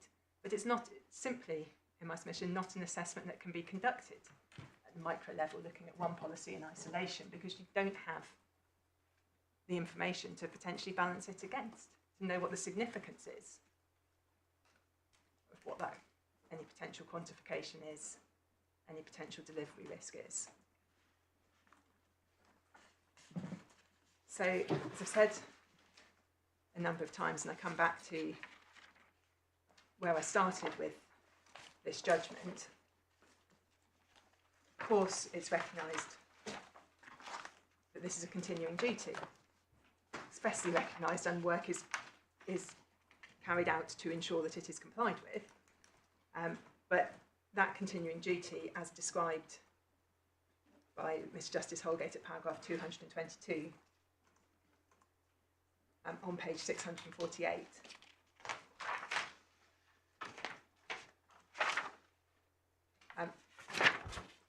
sorry, 220. 648, and it's paragraph 222, which actually starts on 647, so you're looking at the top. Thank you, yes.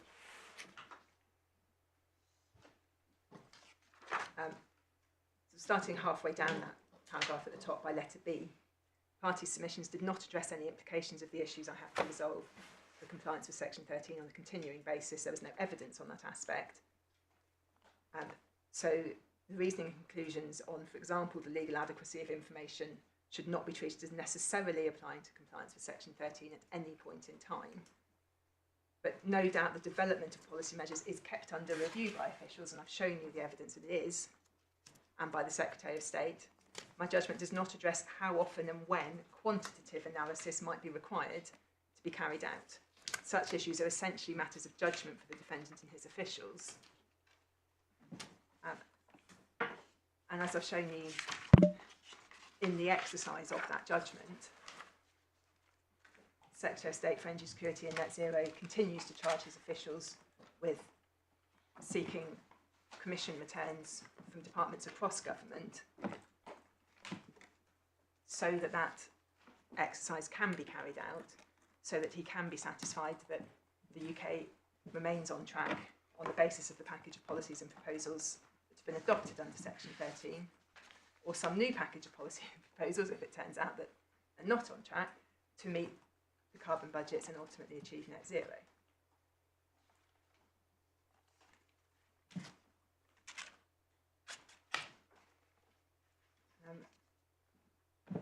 My husband, Lady, unless you have any further questions on the Section 13 issue, I was proposing to move on to the final round. Thank you. Please Right. do move on. I can take this, I hope, very shortly. The simple point here, and I've shown my lords and my lady the statutory references to where the 2008 Act requires the advice of the Climate Change Committee to be obtained and taken into account. There is also, of course, Section 37 of the 2008 Act, which requires, I think I've shown it already, a response to the Climate Change Committee's annual reports from the government. The statutory scheme provides in detail for exactly when and how advice from the Climate Change Committee is required to be taken into account, and when and how the Secretary of State is required to publish a response to it.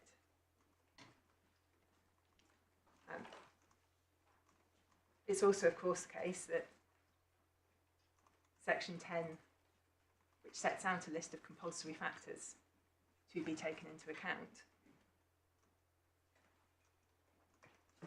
does not require the Secretary of State outside of the specific examples, the specific provisions that require advice to be obtained and taken into account, to take account more generally of the Climate Change Committee's advice.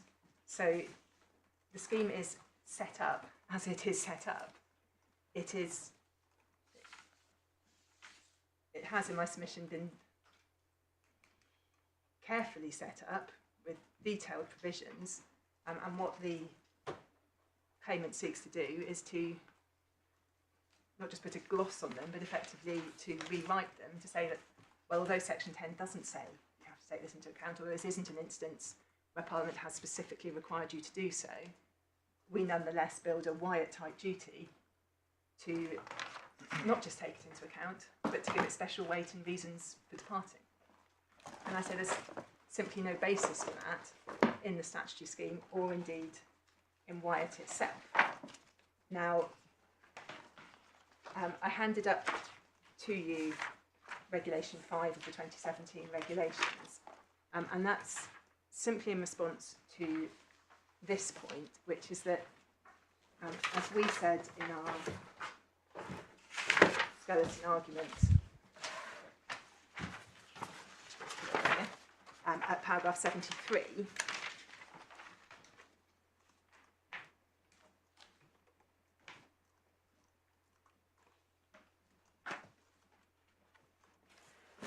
having made the point that a separate duty to give reasons for departing from the advice would be unnecessary and unwarranted duplication within the statutory scheme, we said the reliance on the case of Wyatt doesn't assist in this very different context. In that case, there was a legal obligation to consult National England. You were told this morning that there was no such obligation, and that not having been a matter that had been put in issue, I'm afraid we hadn't provided the statutory extract to make it good.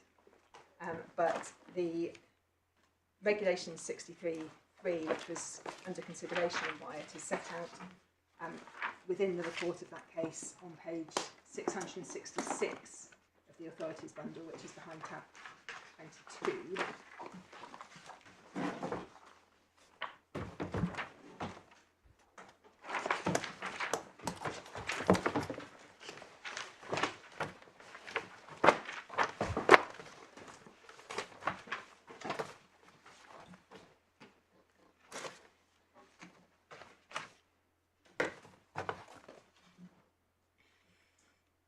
Yes. And you'll see that you have there paragraph 8, regulation 63 of the habitats regulations, assessment of implication of European sites and European offshore marine sites. And it's subparagraph 3 there. It's about halfway down the page. The competent authority, which was the local authority in this case, must, for the purpose of the assessment, consult the appropriate nature conservation body and have regard to any representations made by that body within such a reasonable time as the authority specifies. And then regulation 5, which we've handed up,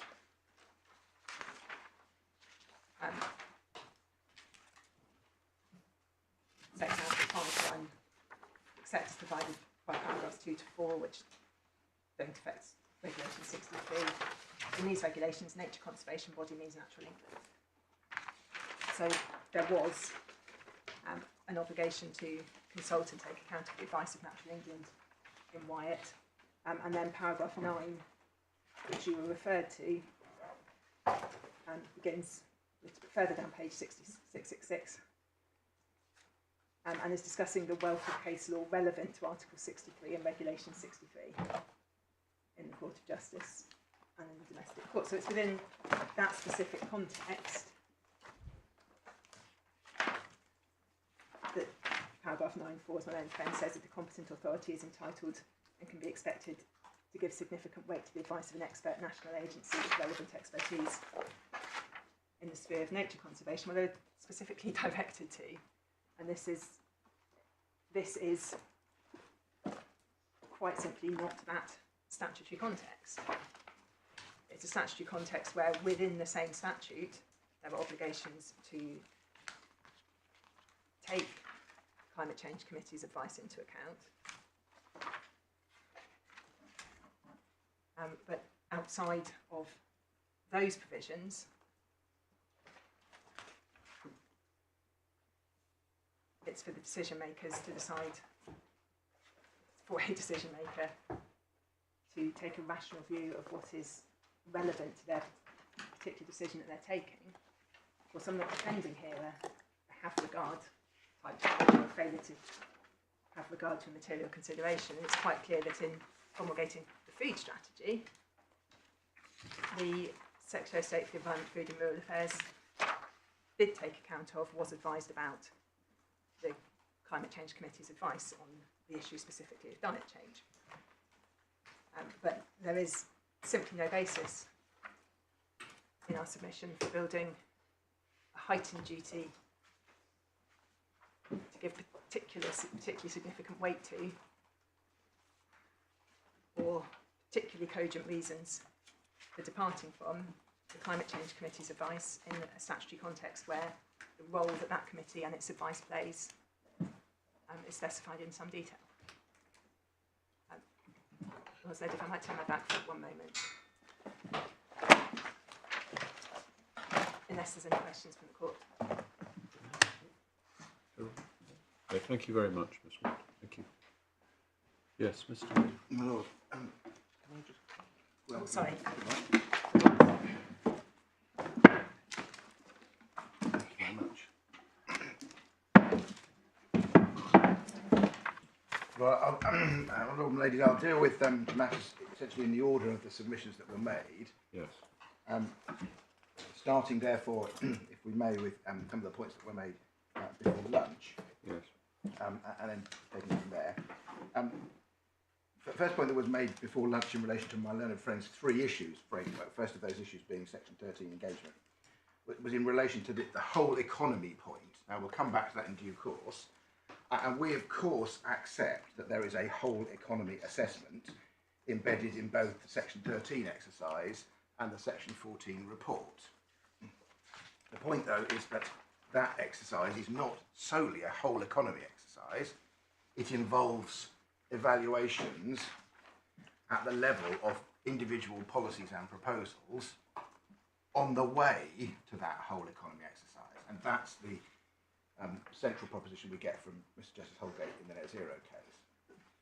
The question then is where those, I'm going to call them granular evaluations, sit in the context of a inchoate, postponed, kick down the track, whatever words one wants to use, policy such as the food strategy.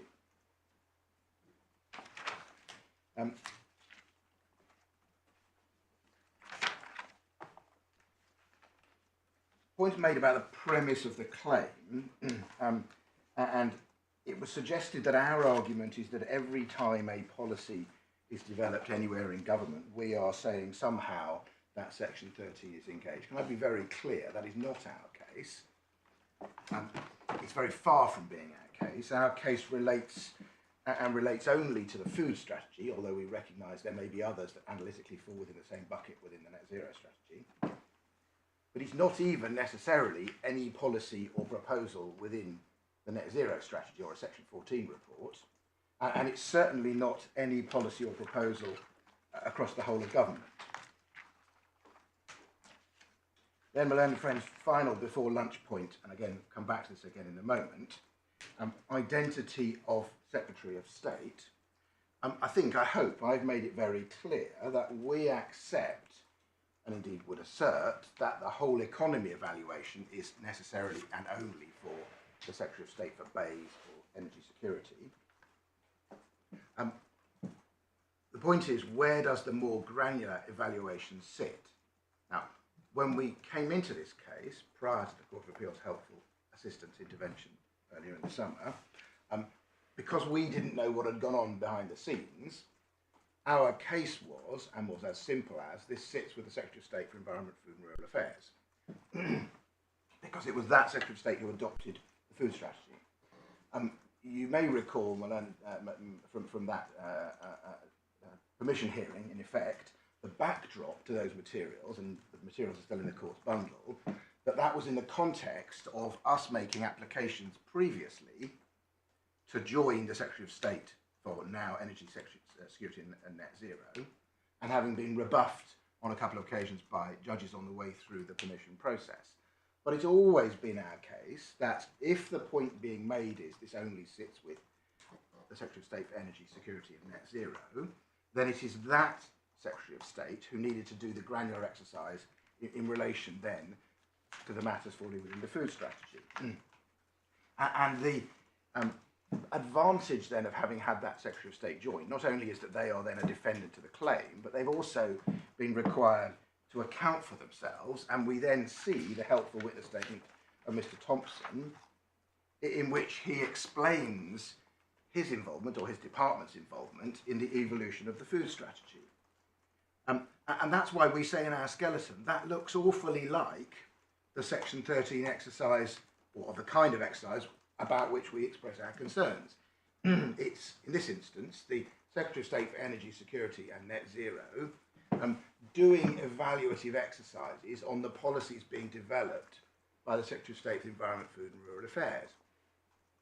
Importantly, no claim is made that those policies comply with what Section 13 required, and indeed, oddly perhaps, the court isn't required to adjudicate on that process. But the proposition which we get from that is that it's not at all surprising to say that the Secretary of State for Energy Security and Net Zero is therefore involved in that granular exercise in the context of the food strategy being developed by the Secretary of State for Environment, Food and Rural Affairs.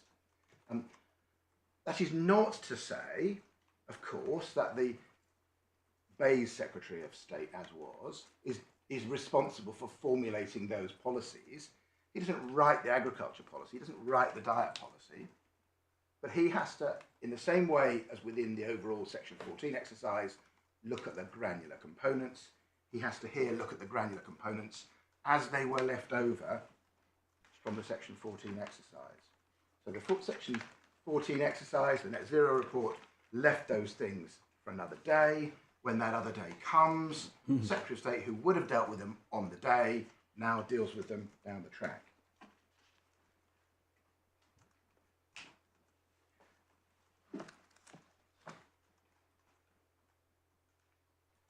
And indeed, no great surprise in all of that, because if we then look at Mr. Roth's witness statement at SB1, page 548, to describe the process that's been described there,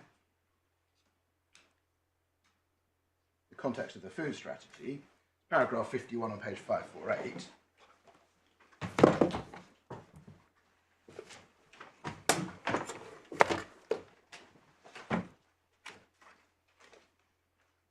slightly trespassing into the next point. Following the 28th of July 2021 submission on the broad vision for diet and publication of the review, work to develop the government's policy on the food system and the food strategy continued through the months prior to the completion of the net zero strategy. This was done as part of both the net zero strategy and the FS work stream. So this is in the period after the DEFRA Secretary of State has finalised their package of proposals to go into the net zero strategy. We see a work stream which is looking at those food strategy policies for two purposes. And that's entirely consistent with our case, entirely unproblematic for our analysis of Section 13.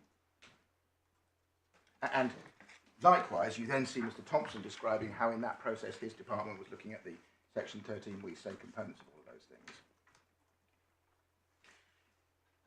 Just if I may, picking up the 15th of July submission, because that's the one that's, in a sense, said to draw a line in the sand around diet, although that's not the point I'm making for the moment. If I can ask you to turn to SB1, page 45.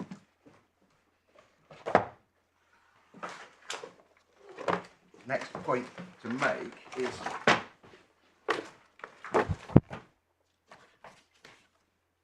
2 points arising from these documents. First of all, the recognition in several places that there is what's variously called an effort share or a target. You see that page 45 towards the foot of the page, 4 lines up from the bottom, how we meet the department's target. Then you see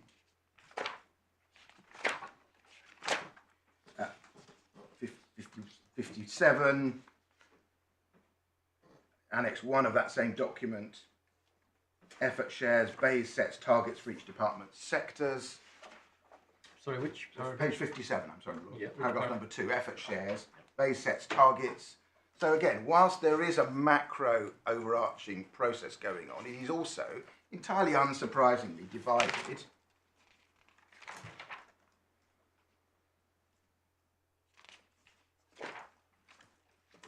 So the idea that this is only ever a single national activity is simply belied by the process. Just in relation to this process at this stage, Mr. Roth, paragraph 47, makes clear that the exercise being conducted at this point was only in relation to the quantified policies. So the food strategy, which we saw a second ago, is still being discussed, still being developed after this point, is an unquantified one, so it's not caught by that process there.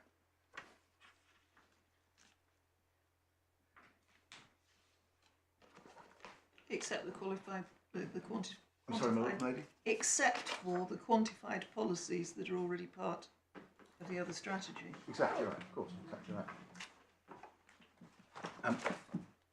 Then looking at the net zero strategy itself, you've got this, of course, and you've seen it many times already in page 353 and so on. Just to pick up a language point here, picking up, Malone Friend took the court through a number of the other paragraphs in the earlier part of the agriculture section. This is page 352 and 353. Paragraph 28, for example, government will support. Paragraph 29, we will. Paragraph 30, we will. Paragraph 31, will continue. Paragraph 32, we will also. This really goes back to a point my Lord Justice Singh and I canvassed earlier in the day. All of those paragraphs follow the same structure. They are not merely predicting future events, they are promising future activities. And we say, therefore, paragraph 33 fits in exactly the same way. It's promising future activities. I don't take you back through the paragraphs of Mr. Justice Holgate and his explanation of how policies and so on can evolve, but I do draw the court's attention back to the language of proposals and policies, And it's entirely permissible, and indeed these are examples of it, to have proposals for policies. These are proposals for policies, and that fits within the statutory rubric of section 13 and section 14.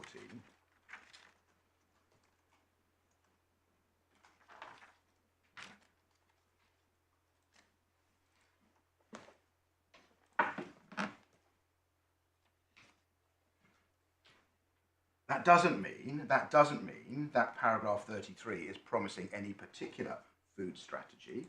It's promising the development of a food strategy, which, as we've seen, and I don't take you back through it, from the Sarah James analysis and her documentation, is part of filling the overall package that the Bay Secretary of State had contemplated at this point. So what we have is a proposal to make a policy which is part of the overall package and is now pushed down the track to a future date. I don't go back over the submissions made this morning, of course, in relation to how that then sits within section 13. Unproblematic conceptually, because the overall economic assessment is always going to be based upon building up individual policies from the ground up, and that's always necessarily the case.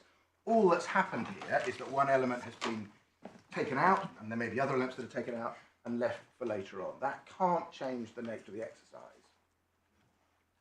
And nor, while I'm looking at it, just to look at the Secretary of State identity points, we also have page 355, same tab, paragraph 43, the heading biomass. Government will publish a biomass strategy.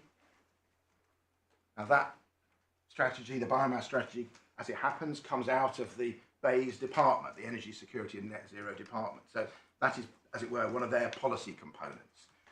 Now, in that case, the same Secretary of State is developing the policy and also has the Section 13 overarching obligation. We say it can't make a difference if the policy developing Secretary of State is another one. The exercise is the same, both in relation to the proposal for a policy at the Section 14 stage, then the proposal as it emerges down the track, and then it's feeding into the overall exercise, which is a separate question.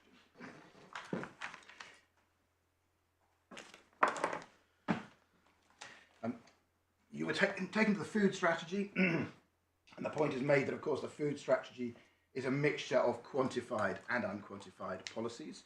That's clearly right. That doesn't change the position because the Section 13 obligation applies in relation to all of those. Section 13, indeed, Mr. Justice Holgate, the inverse of his judgment, Section 13 applied to all of the policies that were part of the net zero strategy because they were all policies that went into that composite evaluation. So, again, whether you call the food strategy a policy in Section 13 terms or a bundle of policies in Section 13 terms, and whether you see them as quantified or unquantified, doesn't change the position. Section 13 and our understanding of policies and proposals is sufficiently all-embracing that it catches those matters in any event. There's nothing in the food strategy which, as a matter of, as it were, its content says suddenly these are things which are not part of Section 13 exercise. Similarly, the section, the food strategy, of course, it's doing other things as well. It's dealing with diet and health and economic situation and so on. We're not saying, and indeed it would be a very odd result, that the policy coming out of the net zero strategy can only deal with greenhouse gas emissions. That would be a very odd, unjoined up way of doing government. The point is that it came out of the net zero strategy as discharging or filling a gap that was left by the net zero strategy. It also happens to be something which has been evolving for other purposes on the way. The critical thing is that at the net zero point, it was identified as doing this particular piece of heavy lifting in this way. And so that's the way in which, that's the context in which we look to see whether it does that and how it does that. Not a criticism of the other aspects of it, not saying that the Section 13 analysis would bite on a policy which is purely about health within that overall package. Do you say that, as a matter of logic, the greater includes the lesser? In other words, that you can have, let's say you have a document which has 10 policies. 7 may be nothing to do with climate change, but if 3 are, yeah, then you say the fact that you call the whole document Something else. policy with a capital P, Yes. neither here nor there. Yes. What matters is that there are 3 policies with a small p Yes. in it, Yes. which do fall within Yes. section 30. Exactly right, my lord. And the point here is, and I may be repeating my lord's point. Apologies for that. The food strategy, sorry, the net zero strategy explained that it proposed a policy, to use the language of section 13, it proposed a policy down the track which will do certain things, and then I add, and may also do other things. And the section 13 bit bites on the, as it were, the bit that's been promised by the net zero strategy, and neither here nor there in relation to the other bits.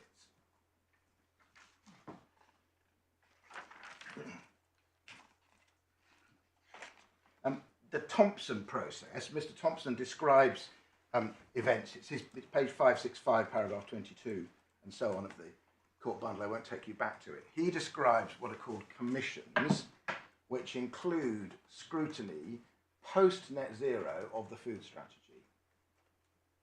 And he talks about considering the food strategy's consistency with net zero.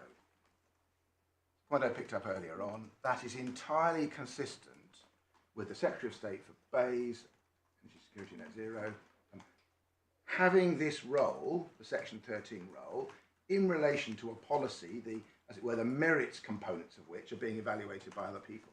And indeed, that's obviously necessary as part of building up the whole composite. The Secretary of State for BEIS has said, we, government, will deliver some of our overall Section 13, Section 14 obligations by a food strategy in due course. The content of that food strategy, the heavy lifting on diet and agriculture and so on, is done by DEFRA officials, but the linking of that back into the Section 13 and in due course the Section 14 process is done by Secretary of State for Energy Security Net Zero officials. No problem about that at all. And if the mechanism for that is the commissions, again, no problem with that whatsoever. If the commission then draws those things to get all the different components from across government together, feeds them together and does a composite assessment, all well and good. The important point is that that's involving, just to bring us back to the beginning, the relatively granular, or should be involving, the relatively granular analysis contemplated by Mr. Justice Holgate on the way to that exercise. It's been pushed to a point for down in the future, but it's still the same, essentially the same exercise.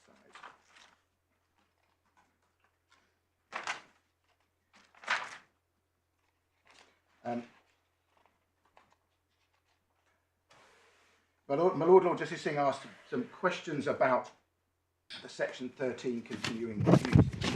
Actually, across the court, there's no great disagreement that Section 13 clearly applies in between Section 14 exercises. There's no disagreement about that. And we don't make a case, and we don't need to make a case, about when else it crystallises. Our case is simply that it crystallises at the point, in this instance, of delivering the food strategy, which was a policy proposed and promised from earlier in the day. What else is being done, these commissions and so on, is not part of this case. It's helpful explanation, it's helpful background. We don't criticise it. My learned friend takes you to paragraph 202 of Justice Holgate's decision, where he says this is up to Secretary of State to decide when to do it. We agree the commission's process is a manifestation of that. But what we also say is that this particular instance, the food strategy, was a mandatory example of that, not merely one of the discretionary evaluative ones that's being done along the way. So this crystallised in that particular way. In terms of the macroeconomic versus elemental, again, you were taken to Section 10 of the Climate Change Act, which identifies a series of mandatory factors to be taken into account. Very plainly, not every one of those mandatory factors will be relevant in every deliberation that's engaged for Section 10 purposes. So in terms of the way Section 10 works, it makes those factors relevant in the Secretary of State's evaluation and the Climate Change Committee's evaluation of anything to do with carbon budgets across that part of the Act. And in the usual way, that has to be understood as meaning they are to be taken into account insofar as they are relevant. It's a bit like saying a development plan is mandatory relevant. You only need to take into account those bits that are applicable to the exercise before you. So fuel poverty is one of the mandatory factors. That may not be relevant in every section, every carbon budget exercise that's being undertaken. Where it is, it's a mandatory consideration. Where it's not a mandatory consideration. Likewise here, section 10 is not limited to giving to those big exercises of giving advice. It very clearly allows for advice on other functions within part 1 and therefore other advice of this kind. And indeed we see that. Mr. Justice Holgate gives us the example. He talks about the net zero strategy advice from the Climate Change Committee. He doesn't tie it to section 10, he ties it to section 37. I say it would also have been permissible under section 10. The corollary of my learned friend's case, in one sense, is that the Committee on Climate Change was stepping outside its role in giving that kind of advice. We say absolutely not, that was entirely part of their role.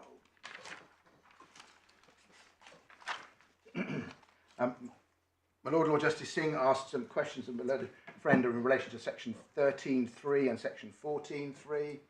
Again, this is the distinction between the macroeconomic and the more granular. Section 13.3 undoubtedly talks about things being taken as a whole for the purpose of sustainable development. And section 14.3 talks about sectors of the economy. Absolutely right, there will be occasions where those exercises are only at the economy-wide level. But what emerges from the way this is done within government, what emerges from Mr. Justice Holgate's judgment, is that that is the pinnacle of the process, it's not the totality of the process. And our case is not concerned with that pinnacle exercise, it's concerned with one of the steps on the way. In exactly the same way as Mr. Justice Holgate wasn't just concerned with the pinnacle, he was concerned with the steps on the way. In that instance, the steps on the way had all been done at the same time, so the judge analysed them at that point. Our case is that some of those steps have been pushed down the track, the food strategy has been pushed down the track. And that simple case, perhaps it doesn't need repeating, is that at that point those granular obligations are re-engaged.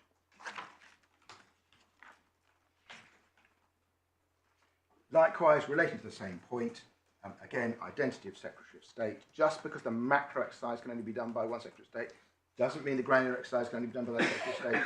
But even if we're wrong on that, then the granular exercise also falls to the big Secretary of State. Do you accept that the obligation in section 14 only applies to the Secretary of State for energy security and net zero? Yes, because it's a publication obligation. That's the snapshot obligation. But it's the result of the work of a whole load of processes that feed in together. And that's what Mr. Justice Holgate in effect said. You can't produce a section 14 report unless you, the Secretary of State for energy security and net zero, have all that granular information that's come out of the section 13 process.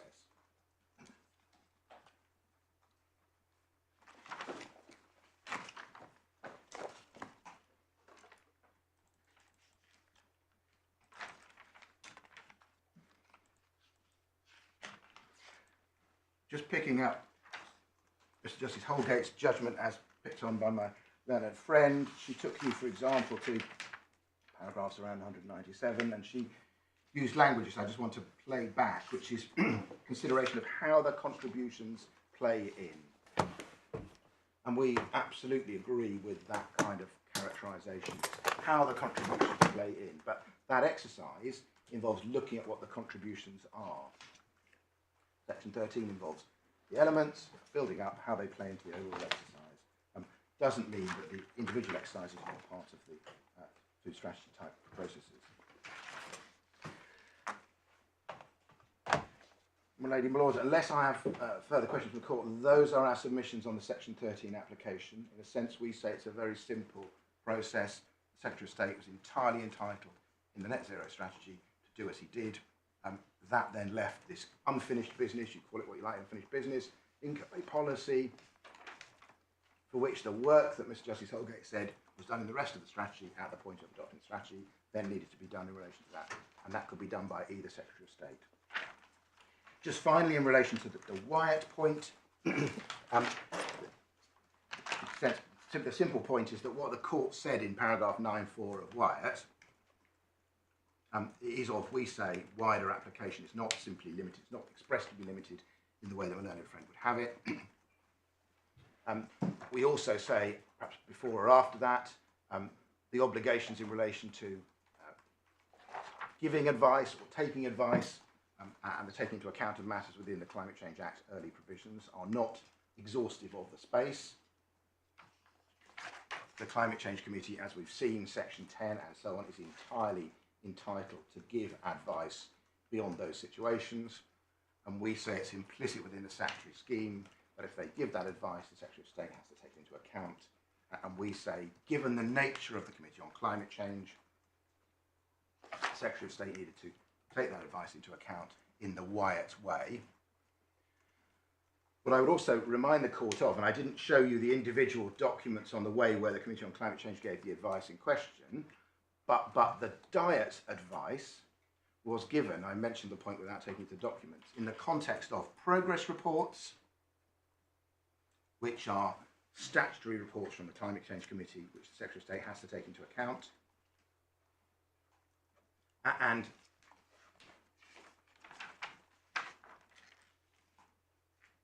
related matters. So even if we were wrong in saying that this bites outside the situation which there's a statutory duty to give advice, a statutory duty to take into account, the examples here include exactly those situations. They include exactly the situations in which the advice is being given under a statutory duty and they're taking into account of it is under a statutory duty.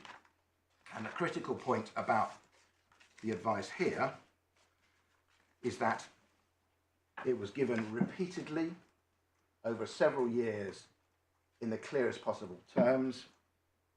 2020 progress report, 6th budget advice, both statutory examples, 2021 progress report, and then the report on net zero.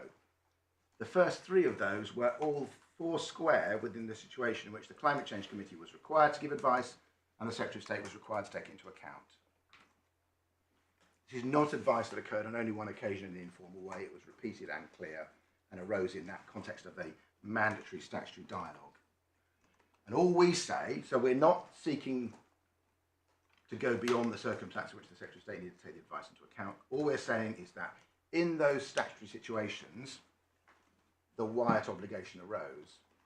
Just as in Wyatt, my learned friend's right, and I was wrong, there is a statutory duty to consult the Natural England, but the court was entirely entitled to common law overlay that, and did overlay that, and we say the same applied here, with the extended duty to give significant weight and cogent reasons for departure. So the clear blue water that my learned friend thinks she's identified in terms of the nature of the dialogue is simply not there here. We are absolutely in that position, and we're in that position in circumstances where there have been several iterations of the statutory advice, I'm going to call it, and therefore the statutory duty to take into account over several years. The only addition to that is the post-net zero commentary, which we say was an entirely lawful an entirely lawful report, seems to Justice Holgate, and we say that re-engaged the obligation to take into account and give Wyatt weight to it. I'll just turn around, my lord.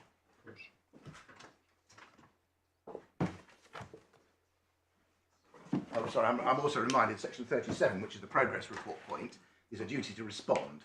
So it's not, it's actually a firmer duty even than a duty to take into account. So the progress reports, which were the June 2020 and the June 2021, are not merely a duty to take into account, there's a response. And we say that response has to fit the Wyatt framework.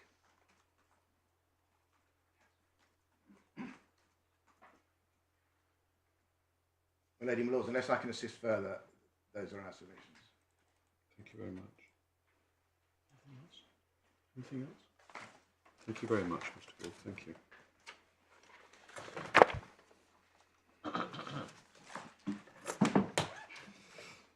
Thank you all very much, both the advocates who have addressed us today with their submissions and also those who have assisted them, who sit behind them today. We thank you all very much for very clear written and oral submissions. You have given us much to think about. We propose to reserve our judgments. A draft of the judgments to be handed down will be circulated in due course in the normal way. At that stage we shall invite merely typographical or minor factual corrections, nothing of more substance than that. The parties should at that stage also collaborate in formulating and agreeing, if they can, a draft order. Any submissions on that order should be made at that stage and will be dealt with then. There will be embargo arrangements attaching to the draft judgment. The arrangements for those for that embargo will be familiar. Any breach of the embargo is likely to have consequences. Thank you all very much.